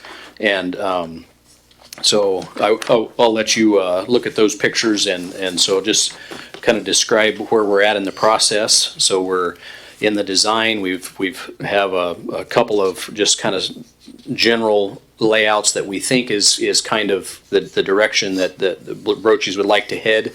And so the next steps of the process are working with some of the partners. We have kind of a couple of different sets of partners that we are working to sit down with. We have the neighbors, the immediate neighbors that we'll sit down with and talk with them about, what does this mean and how do we be good neighbors. The Brochies are not passive good neighbors; they're intentional good neighbors. They do it on purpose. And so another group would be our professional partners, so to speak. That would be the port, the city of Pasco, all of the commercial neighbors that are around, and how do we work with them, the public utility districts. I really appreciate Rebecca and the presentation she just provided. The New Heritage Phase 3 that we just completed, we worked very intentionally with Basin Disposal to the layout of the garbage collection so that we can provide, the big trucks, they have to have room to work. And so, doing that on purpose. So that'd be another professional partner working with Ben Franklin Transit. And so really look forward to the next steps of the process. And I know that I've gotten quite a few questions along the way of where we at in this process. And so wanted to give you an update and kind of give you a picture of where we're at. So we hope to shortly, schedule time to work with Jesse and his team and Maria and her team and just appreciate all the support that we've had in this part of the journey and look forward to sharing with you guys and I'll leave it at that unless you guys have some questions. Would be happy to try to answer. I did want to comment that 3 weeks ago I was actually in Lisbon and went to Cascais, and I will say I assume the takeaway you're given is the walkability, because I'd never heard of it until went to Lisbon, and it was an amazing food. I mean, it was just a really cool resort town, especially being there, a little beach and everything. But is it the walkability that you bring that up, or is there something else that? So there's several things about that was shared that day about Cascais, Portugal, and that was the walkability, the small shops or the second spaces.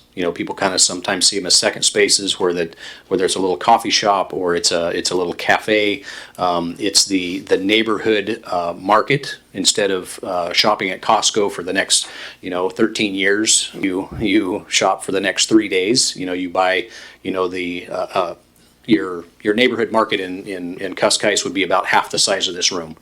And you buy one onion, you buy 2 or 3 potatoes, and you buy them that smaller. So just that feel, and that was where really quite a few of the descriptions, but specifically Cascais, yes, walkability and the intimate way that the community works with each other. When you walk down there in the downtown, close to the edge of the ocean, there's people walking at all times of the day and night, and that's a part of what. Yeah, it was an amazing place. It's an amazing get place to go back. So, all right, anybody else on the dais that have a question or comment? Oh, it looks like we're real good. Thank you, Mr. Thank you so Ballin, for much. that. All right, anybody in the audience like to make a comment?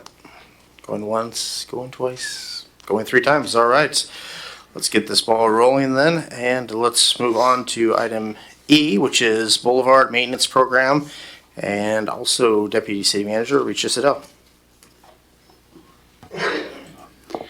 Thank you, Mayor and Council. The item in front of you has been a long time in making, but also part of our effort that we've started quite a few years ago, people before me, Director Miller, about creating more predictability within our development process.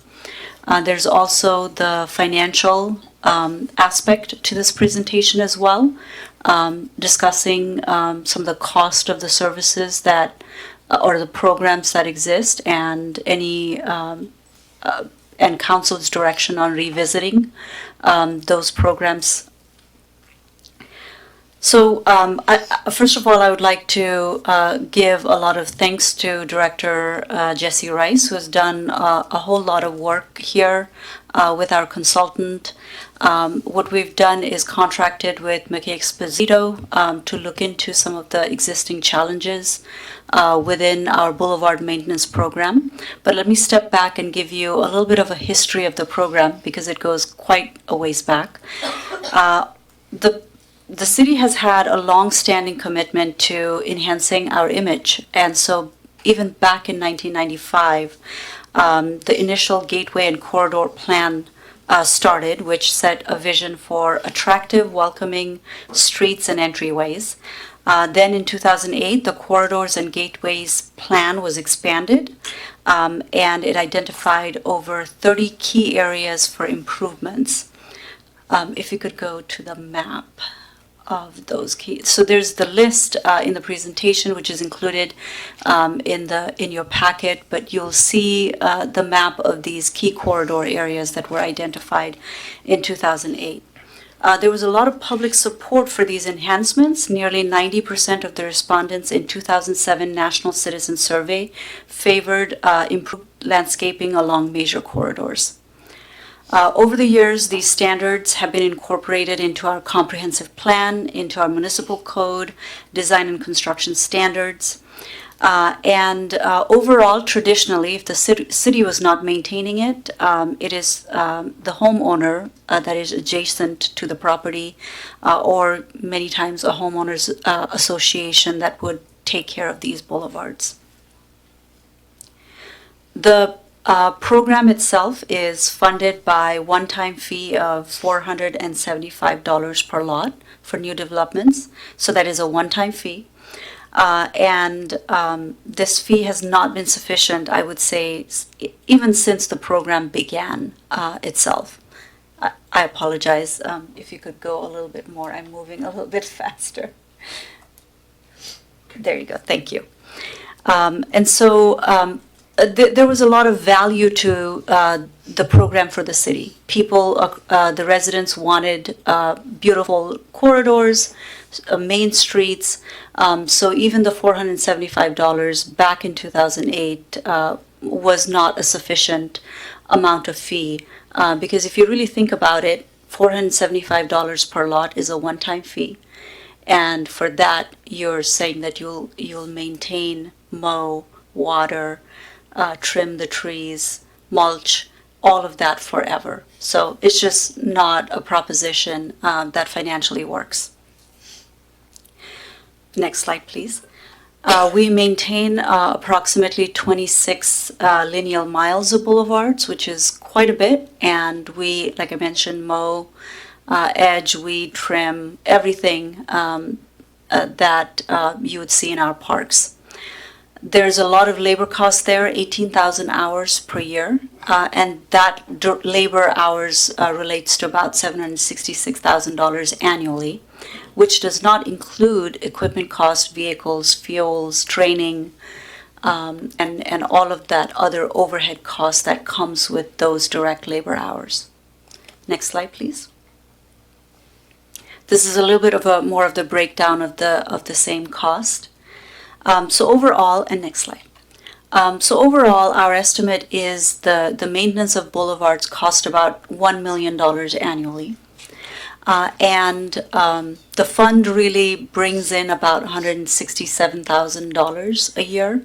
And traditionally what happens is our facilities team, which is funded by the general fund, is working on these boulevards, and then the Boulevard Maintenance Fund gives what it can, is how I will put it. Historically, it has not actually given as much as 167. We've increased it over the years. But the way to think about this program is the general fund is subsidizing the cost by about $850,000 a year in average. So that's something that is definitely a big dollar item to be thinking about when you're thinking about this program. I would also like to stress that we have made a commitment to maintain these 26 miles at the very least. So that cost will remain. So we do not have an option of shedding this without some significant pushback, I can imagine. Next slide, please. So these are some of our pictures of the boulevards that we currently have. You can just move past them as you see fit. Next slide. Next slide. But we do have some challenges as if you are walking by them. Like for example, the trees are too close to either the sidewalk or a fence. And the roots are destroying the sidewalks or the homeowner's fence. There's trees that are not appropriate for our weather. So we might need more trimming. I will let Director Rice kind of correct me as I'm talking about something that I absolutely have no idea about. And so there is a lot of issues here. We're also mowing small strips, which takes a little bit of work. Like the picture here in the middle, there's a lot of bushes there in the middle that we probably could trim or take out a little bit. And so there's challenges that our maintenance team is dealing with on a regular basis. Next slide, please. Next one. So this is more of a current growth of the city that you can see within the boulevards themselves. So we have added some boulevards as the neighborhoods have developed north, south, east, west. Next slide. So one of what the team has done is really looked at what is the history of this program, why was it created, and what are the costs, the true cost of maintaining the program. Looking at what the current issues are, and they've also started looking into what the other cities' standards are. The other issue that we have right now is that on the boulevard standard itself, it is landscaped by developers and then it is handed over to the city. Historically, we've not really had a strong landscaping standards for boulevards, and so that also becomes very confusing and unpredictable for our developers, because if you get new staff, maybe they have new ideas. And so what worked before might not work anymore. But then it's also very hard for our staff to maintain because they have no idea where things are at, or maybe they would have liked different trees or different bushes that are easier to maintain or are more weather resistant, grow slowly, or easier to maintain. So the lack of standard has been a challenge. So we're working on a landscape standard. And then council has also directed staff to look at xeriscaping. So that's another thing that comes with boulevard landscape standards as well. Next slide, please. You can actually skip through a few of those. So our staff has worked on what would xeriscaping look like, what would be kind of the overview of standards, not delved deeply into it, and what that looks like. But there are quite a few policy decisions that we need from council to make sure that we're moving forward in a way that is effective and as per your wishes. And can you get to the policy? Yes, thank you. So some of the policy discussions that staff is looking for is, should we continue maintaining boulevards? That's a primary question. There was a need for it. Is there still a need for that? Could it be more slimmed down in terms of major corridors? Do we require xeriscape in all boulevards, or do we allow other types of landscaping? I think we still need to fix the issues that we're seeing. We can't allow just any type of tree that is going to destroy the sidewalks or fences. And also, if we are to say yes to expanding the boulevard program, do we look into what the cost of it is and look into that boulevard maintenance fee? Next slide, please. And so overall, we're kind of looking for council's direction on just any aspect of this program and what your questions are, what your desires are as staff moves forward. Well, no, I have my thoughts on this one, but I'll let the council go first on this. So let's start off with Councilwoman Bras. Thank you. Looking at these images here, I know the conversation for several years has been xeriscaping. Is there, well, a couple questions. Is there a way to work with the developers and maybe come up with a list of allowable plants that are drought resistant, that are maybe just boulders instead of, actual plants. I mean, they look beautiful and they enhance. However, the maintenance, the upkeep, the work, the cost is my question. Is there a way to minimize or just designate a small list of allowable plants? My idea on this is if we can put up art out there like this, those meadow flowers that are out there, or boulders, or something that identifies Pasco in some shape of art fixture, that would be great. But the least possible, plants, live plants out there, or again, drought resistant plants would be my idea. Thanks. All right, thank you for that. Then let's go to Councilman Cotta. Yeah, I think whatever we do, it's just has to be sustainable. We have to be able to fund it with the system that we have and not dig into deeper city funds just to continue the maintenance. I don't know that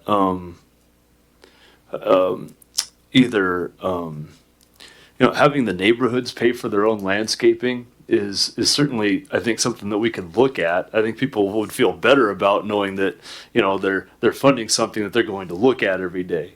And so maybe there's some level of interest there from the public on those things.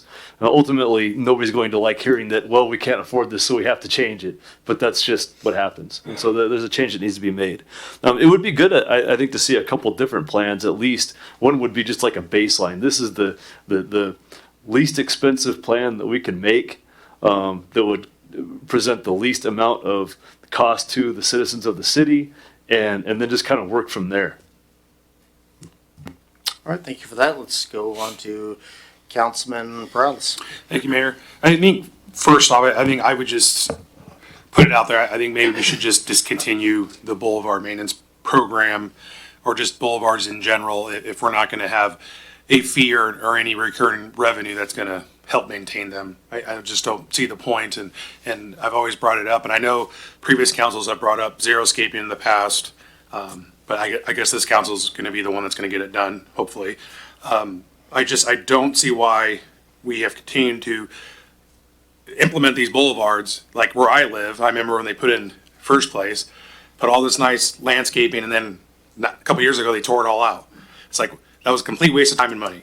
And so I think we need to clean up our codes. I think dovetailing that into the water conservation efforts that we talked about back in September would be prudent. But I'm not in the mood to revise a $475 lot fee, and then at the end of the day, it's not going to cover the costs from years down the road. I guess my other question would be, why do we always have these rates and fees that we never update? It's been years. I mean, I understand we have staff turnover, but it's like, don't we have like a master plan somewhere where, hey, we should probably look at this fee, and then you guys present to us, and the last time we touched or talked about it was 20 years ago. Like, to me, that doesn't make any sense. I mean, you guys go to the store every day or once a week and see that the cost is going up. Do we not see that the costs are going up around us, and everyone just comes to work every day and is like, okay, well, yeah, we don't have any money. We're have to use general funds now. It just, to me, that never makes sense. I mean, I don't know how many times you guys have brought stuff to us, and it's always, oh, yeah, we haven't updated or looked at this in 15 years. It's like, well, what are we doing? So, I mean, to me, I think the biggest thing probably would be to hold off on the boulevard maintenance stuff if we're not going to have the funds to properly maintain it. I don't think going to residents to take care of those stretches adjacent to them is a good idea either, because a lot of people just can't do it. They hire people to do it, or they just really can't do it. And yard work is strenuous for some individuals and stuff. So, gosh, I know you guys were looking for direction today, but yeah, I think until we really understand what those, I guess, any boulevards we're going to look to okay here in the near future what development looks like, I think we should just go with xeriscaping. A lot of those pictures were jarring a little bit with the trees encroaching on the fencing and buckling of the sidewalks. I know I see that in my neighborhood, but to me it kind of adds character in some neighborhoods. But I'm also not in favor of perhaps putting it on HOAs. You know, there's pros and cons to HOAs. So I don't know if I'm back with more comprehensive list of policies that we could look at as opposed to just getting direction on 4 or 5 items. And I guess I would like to know going forward what that $475 fee would go to. Is it, It would have to be, we would first need to come up with standards. So we need to know from council, do you just want to do xeriscaping? Because that's a different cost calculation. It also requires, I mean, xeriscaping is not build it and leave it. It requires weed control and cleaning and things like that. So there's still maintenance to it, it's just less of it. So we would need to know which path you would like to move forward to calculate those costs. And to be frank, I think there's very few one-time dollar amount that will say, yep, that's worth it, right? Because you're taking care of it forever. So that's the challenge that you have here. But we can come up with some options once we know what kind of landscape standards you would like, and then extrapolate the cost of it. so, but McKay-Spacito is doing a small study. Yeah.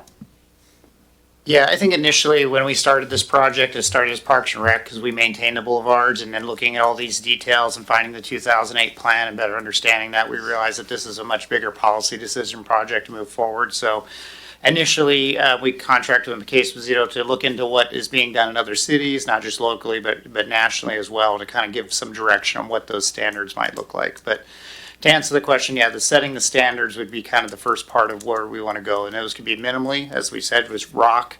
They could be rock and minor plantings. Our staff prefer not the heavy plantings as illustrated in some of these because they tend to take quite a bit to maintain. For example, just along the new airport route on Argent there, very nice looking gateway entry, a lot of work to maintain those plants. So I think it became bigger than Parks and Rec, and also became bigger than planning development in the city. It is more of this policy direction as it was initially started in 1995, maybe now 30 years later, it's time to reestablish that direction. So this would be a council's chance to do that and move us forward. As Deputy City Manager Sigdell mentioned, though, we still have the 26 miles, which is actually, I think, grown to 28 because when we started this project, we've continued to add every couple of weeks a new development coming online. We have proactively worked with a lot of those developers to kind of come up with a semi-xeriscaping plan, reduced grass, reduced trees, but nothing that's an official policy. But those developers that have reached out and asked to us have liked the working direction where we've implemented more rocks or at least the correct type of tree, reduced the trees or grouped them together to make them better. So we're positively working forward, but we haven't for sure moved into like a 100% xeriscape plan yet. So again, this is kind of your time to determine which direction we like to go, not just for future developments, but the current developments. As we budget, we did budget some money for xeriscaping and are looking at updating some of the boulevards now, particularly the islands along Burden, where those are kind of dangerous for staff to get out and mow anyway. So we are making proactive steps, but it just got bigger than a staff decision to move forward with this because this will impact the community probably for the next 30 years. All right. Okay. I was going to say, so is McKay-Spacito putting together something for us to look at? I think now we're paused waiting for direction from what council would like to see so that we can continue this design forward and then kind of do like Peanuts Park North design. We'll come forward with the draft presentation to kind of set this in motion. And again, as you mentioned, update some other policies and probably some PMCs and some other things as well to align with these as we move forward. Okay. Yeah, I'll just send you an email of kind of what my thoughts are, but just right off the bat, I would like to see a kind of a small study put together, what the standards could look like, what a increased lot fee, I guess, would be, and what would xeriscaping look like as opposed to the status quo of what we currently had. And because I like the character of a lot of neighborhoods, and so we're going to have one side of the city that looks green, and we have all these nice looking spaces, and then the other side of the cities, there probably needs to be some type of transition and balance. So just I would just like to kind of see what that looked like, but I'll send an email. All right.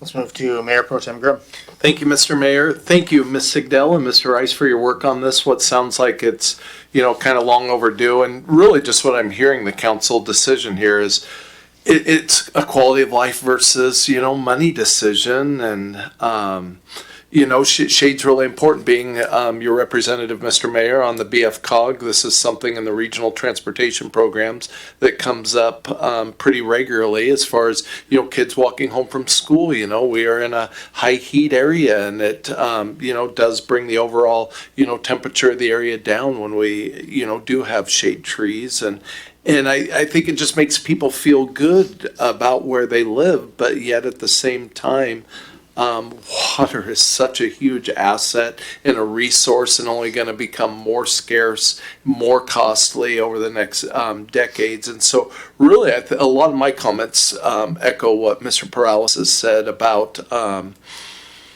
I think we do need to pare it down a little bit, but yet I think there's room across the city to have different approaches. I think there are maybe some areas where we do invest, where we do have some of these areas, not just for the beautification of the city, but also just for our quality of life, which I guess kind of falls under that, but just the walkability of the city and those kind of things. But I think there are some areas where, we should get as close to zero-scaping as possible, and maybe some areas in between where, maybe there are some native shrubs and bushes that are more drought resistant and those kind of things.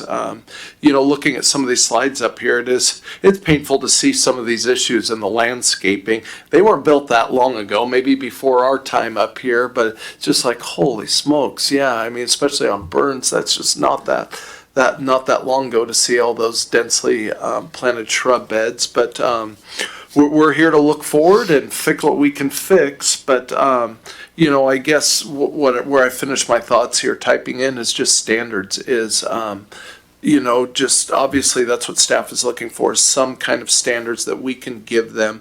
And so, Mr. Mayor, my kind of proposal would be, I think we do need to back it off. And I think without, I guess, just losing our identity as a city and having, just a total hodgepodge that makes no sense all across the city, it would be nice if we maybe selected some certain corridors. I think, what was the phrase I used here, pretty particular in the application of those standards, picking a few key areas where maybe, we do, allow trees and shade, and then some other areas where that's pared down a little bit, and then some other areas where maybe it's just gravel for the good of our future and everything. And I don't know, this definitely is a lot to think about, and I appreciate staff coming back to us and getting our thoughts on it.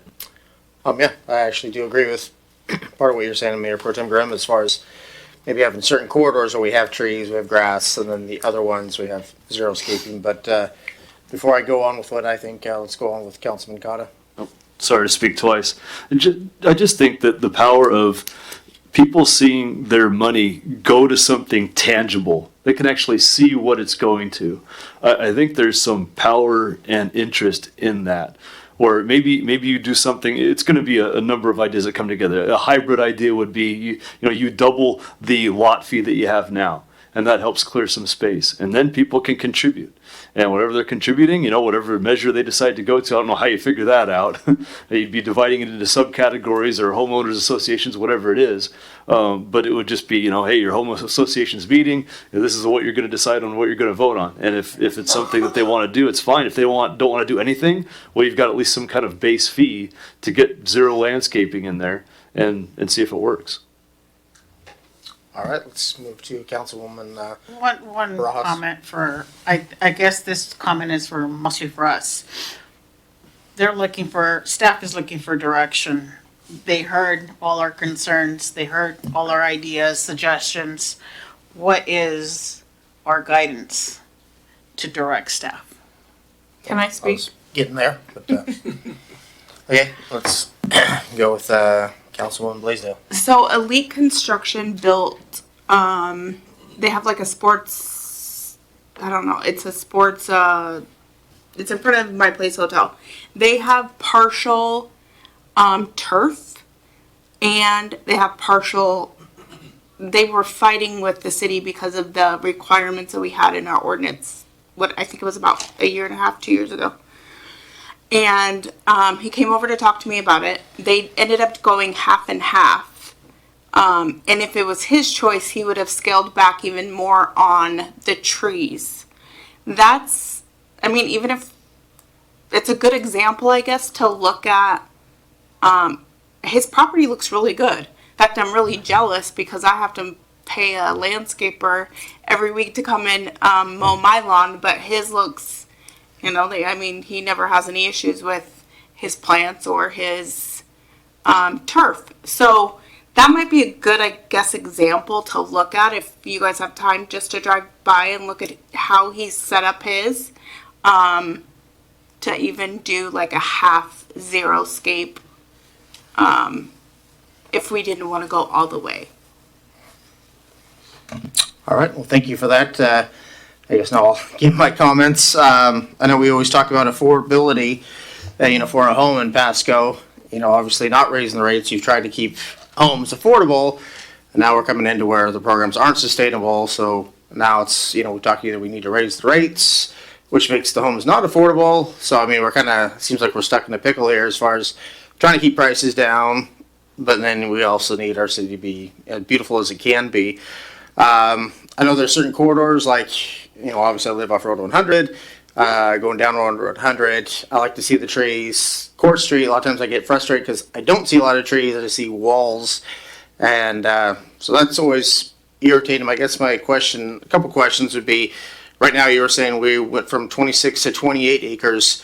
When we have our master plans where Pasco will be, say, in 20 years, when we're talking about the extra 40,000 people coming in, how many acres do you, rough estimate, do you think that would be added into all this? I mean, is it 2 million? I mean, 50 acres? I mean, what are we really talking about here?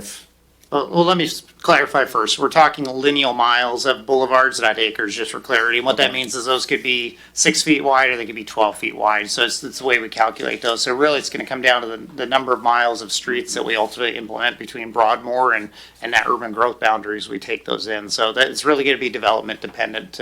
So I can't really answer that question until we see some of those developments come in. But I think that's where the design standards come from. Do you want major boulevards done? Are they arterials? Are they gateways? So a lot of choices to determine where those are, combined with the fact that we are Tree City USA and we're trying to balance out our trees and our at the BFCOG's desire to reduce the heat islands and things like that. So there's really a lot of moving parts, which again is why I got more complex than just staff leading this charge. So back to you, there's a lot of different options, and I think this is probably going to take a little bit longer than staff anticipated, but the longer we wait to do it, the more development that's impacted, and that we're, either trying to do this hybrid mix on the fly or trying to then align those as we go development to development. So I think it's, like I said, we kind of are in a pickle, or we're chasing our tail to get ahead of things. So I don't know that staff any more recommendations other than what we presented, because we kind of got stuck ourselves.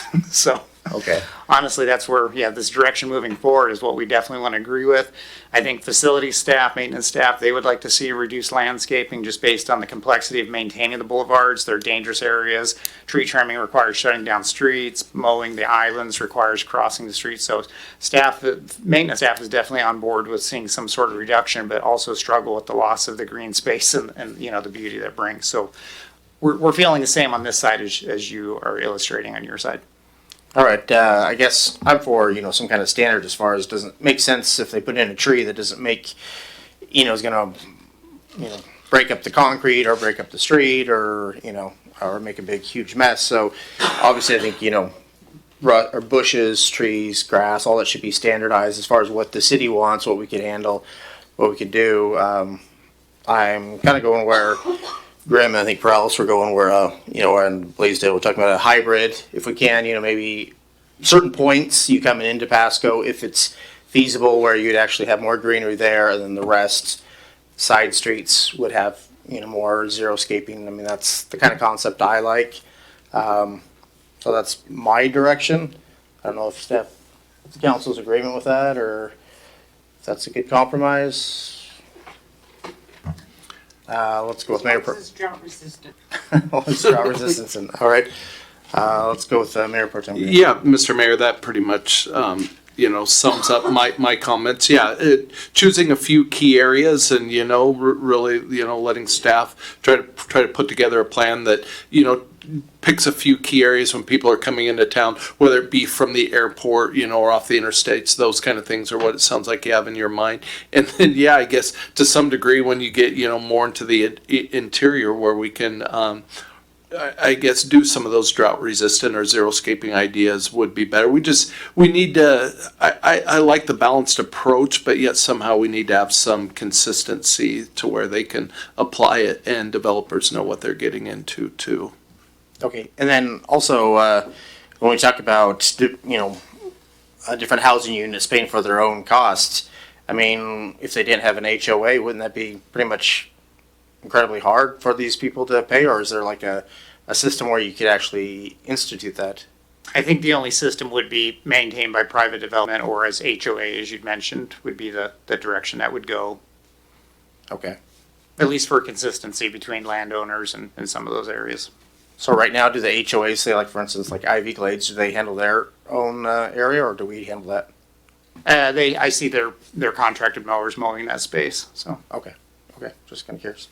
Okay, let's try to wrap this up. Councilman Cotta? Yeah, I think I'm in agreement with what the rest of the council has said with David's comments about, if we're in agreement. It'd just be neat if there was an option for people within sectors to say, yeah, we'll fund this and make this look the way that we want it to look. All right, is there anybody from the audience? Let's go with Ms. Franzik. I don't have any answers because this is a tough situation, but I was wondering if it would be prudent when you have Esposito bring you back ideas and you're looking at mixes, if you should consider the heat load and the impact. Some of your neighborhoods are getting smaller and smaller as far as yards, and so the more zero scaping you have, the more heat you're going to have down those corridors, and I just wonder if that should be part of your consideration. All right, great point. Thank you. Is there anybody else in the audience like to make a comment?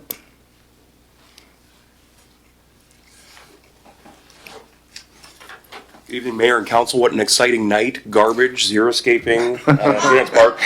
This is the stuff that makes my Mondays worth coming out for. I've been talking about this for years. I would love to see, obviously this doesn't impact me. My oldest property was built in 1912. My newest was like 1940, so obviously won't be covered by any of this. But what I would like to see is our older, more mature neighborhoods being considered as well. Maybe by providing some incentives, be it tax credits or something, or against your water bill for converting our boulevards out, because I know I have to go out and mow all of my properties' boulevards and look after them, and I would love to be able to rip that grass out and put that in, but it's financially very expensive to do something like that. In addition, we're in our more mature neighborhoods, we're also using potable water to water our yards, so that's also an important thing to consider as well, is that we're not just using irrigation water, we're using that, so that would reduce a load on the city as well. Thank you. All right, thanks. Thanks for the comment, Thomas. It was a great point. Anybody else in the audience like to make a comment? Going twice, going three times. All right, let's see if we can power these two out and get home. Let's go with 5, resolution award bid number 25679 for farm well number 4 installation. And we got Public Works Director Maria Serra. Good evening, Mayor and Council members. This will be a very brief presentation. We had a bid opening for the replacement of farm well number 4, and you're seeing in the map where that is. This is tied to our land treatment system associated with the PWRF facility. This well was failing, so we had a bid opening for it. We received 2 valid bids, and the lowest bidder here is Carpenter Drilling. Their bid was $382,025.40. The engineer's estimate was $429,000. So this bid is well within the budget for the project, and we recommend award. All right, thank you for that. Any council discussion and comments? Looks like we are all good. Is anybody from the audience? Going once, going twice, going 3 times. All right, let's jump to 5G, resolution sole source contract with citywide area network services for telco wiring and repair incorporated. And Director Rashid. Good evening, Mr. Mayor, the council. We're presenting a resolution to authorize a 3-year contract for wide area network services. This agreement is proposed as a sole source contract with Telco Wiring and Repair Incorporated, the city's longstanding WAN provider. Just to give you a little bit of background, back in 2010, Telco helped us set up the initial MAN architecture for the server connections for the city to support the emergency response, utility, and administration. Although we started with a handful of connections, today we have 109 connections across the city. That includes dedicated 10 gigabit link between City Hall and Station 84. Current coverage is fire, police, water, City Hall, and traffic signals. The following map provides a visual overview of the current WAN service area. As you can see, it's scattered across the city at this moment. So currently, out of that 109 connections, 88 of them are on month-to-month and 21 of them are in contract. So this sole source contract is for $360,000 over 3 years. That's $10,000 a month for 119 lines instead of 109 that we have existingly. That allows 10 additional circuits without renegotiation or price increase. Some of the benefits would be consistent service, deep vendor familiarity, high availability, that's 99.99% uptime according to the service level agreement, and security features that it provides. Risk of switching is disruption and security concerns that I can go into if you have questions. Recommendation is to adopt sole source contract, transition all circuits into one contract, and monitor performance. Next steps would be, upon council's approval, execute the 3-year agreement, transition all month-to-month into one consolidated contract, and monitor performance as we under the new agreement. Some of the alternatives that you can consider, we looked into those. Number one is keep the contract as is, continue to add lines without consolidating contract. Fast deployment would be a benefit of that. But cost increases as we keep adding lines to it.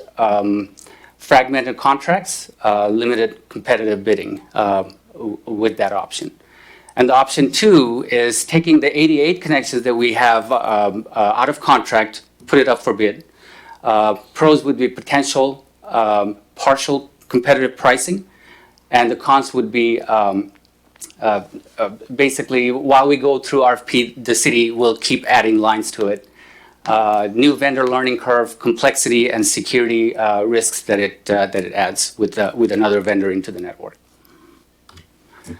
With that, I'm happy to answer any questions or comments you may have.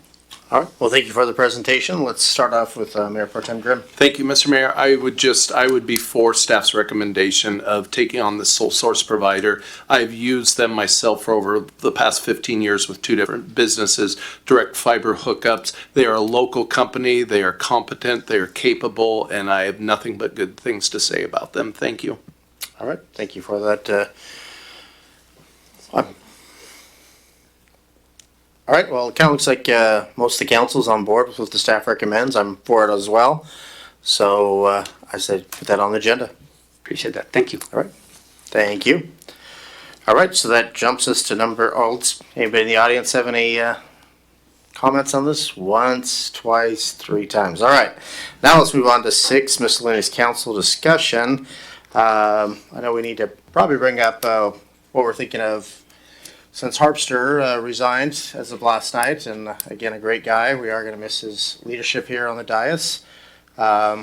He's a friend for a long time, so again, it's sad to see him go, but I do understand if you move out of the limits of City of Pasco, you can't be on the council, which does make sense. So we kind of like to know where the council, when we want to reappoint somebody, how soon, what is everybody thinking? Obviously, having just 6 is not a good thing, so I would like to hear what the council thinks. So we'll start off with Mayor Pro Tem Grimm. Thank you, Mr. Mayor, and that's what I turned my light on. I just want to say thank you to Mr. Harpster, if you're out there listening, for your service to the city, and just really appreciate everything he brought to the council, his planning background and development background, and really, I think he dug into the agenda more than perhaps any of us did on a lot of weeks, so really, really appreciate everything he put into it. But with that, to your question, Mr. Mayor, I would like to move forward as soon as possible, kind of like how we did after Mayor Serrano's resignation. I would like to have the new person in place before the beginning of the year, so that's not something we're, trying to put together, because between elections and everything else going on, would love to just not have that bogging us down at the beginning of the year, so that we can have the whole new council and just go forward from there. Thank you. Okay, well, let's move to Councilwoman Brajas. My question is for staff. We have, 30 days to put someone in position? 90. 90? And also, the term would be for how long? 2027. Mr. Harpster had 2 years left on his term. 2 years left, okay. I agree if the announcement can go out as soon as possible to get that position filled. Sorry, Peter, not trying to replace you ASAP, but yes. So am I to understand then that you want to go through an application process like you did last time? Or are you willing to consider any of the applicants that applied last time, since you just did that a month ago? Reapplied, since it is not district based, it's citywide, so I think that makes more sense. The same people could still apply, but let's go to Councilwoman Blaisdell. I just have one question. Coming that we usually take the month of December off. Have we thought about that, and where would that put us for a timeline with applicants? Ultimately, that'll be up to council. That was something we're going to talk about next week, was what your schedule and plan is for December, knowing that you usually only have the first regular council meeting, then you don't. As was mentioned here earlier this evening underneath the legislative updates, you will have a special meeting on the December 8th to talk about legislative issues. So you could lump this as a special meeting in then and have, kind of like you did last time, where council's ready to interview some slate of finalist candidates for that, and then you could take action then at that point, and then have them sworn in and be ready to serve after the first of the year, after you take your December break. That sounds good. Thank you. All right, I think basically I'm seeing some nods, so I think December 8th we would make our decision, and then the person would be sat that night, and then he would be ready to go come January. I think what we'll do is we'll post with a deadline the end of November for people to apply. We'll provide those materials to council. You can review those in closed session on the first council meeting in December. Come out, open session. You can determine which candidates you want to invite for finalist interviews. Hold those on December 8th. All right, sounds like a good plan. All right, do we have any other updates from staff? Just two brief ones real quick. Wish everyone a safe and happy Halloween this Friday. And as part of that, we will have our spooky hall here at City Hall from 3 to 5 p.m. And that's open to the public. Anyone can bring their kids by dressed up, and we'll have some decorated booths and free candy for all the kids here at City Hall in preparation for the evening's festivities. So, and with that, staff is going to provide a brief update on our lead and copper rule notifications. Right, and I did want to comment that my wife and myself will be here for the spooky hall, so I'd like to say hi, or we're doing a good job or not. Then if any councilman or councilwomen would like to show up, it'd be also a pleasure to have you from 3 to 5 on Friday. So just throwing that out there. I'm going to be dressed as a king, and she's going to be dressed as a queen. So anyway, so that's our plan. So but I'd love to see the rest of the council if they have the time to come out. Good evening, Mayor and council members. Relating to the lead and copper rule, notifications to a big portion or a certain segment of our potable water customers will be sent out in the coming weeks. The notice is mandatory for those services that have not been verified to not have lead. So what that means is that we don't know if those services have lead or not. There is no indication that they would have lead, so there is no reason to be concerned or alarmed, but we do have a whole site within the City of Pasco website where customers that receive that notification can go in and review what are potential actions they can take or precautions that they could take. So this is just advance notice that notifications will go out and that there is no reason for alarm. It's just a mandatory process. We are working with our water crews to verify the remainder of those services that are not known at this time. We are identifying materials for those. So every year we are required to provide a notification. So we are working steadily trying to get to 100% identification. Thank you. All right, well, thank you for that.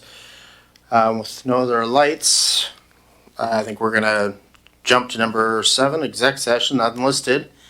And so that would bring us to 8, adjournment. So it's 9:25 and we are adjourned.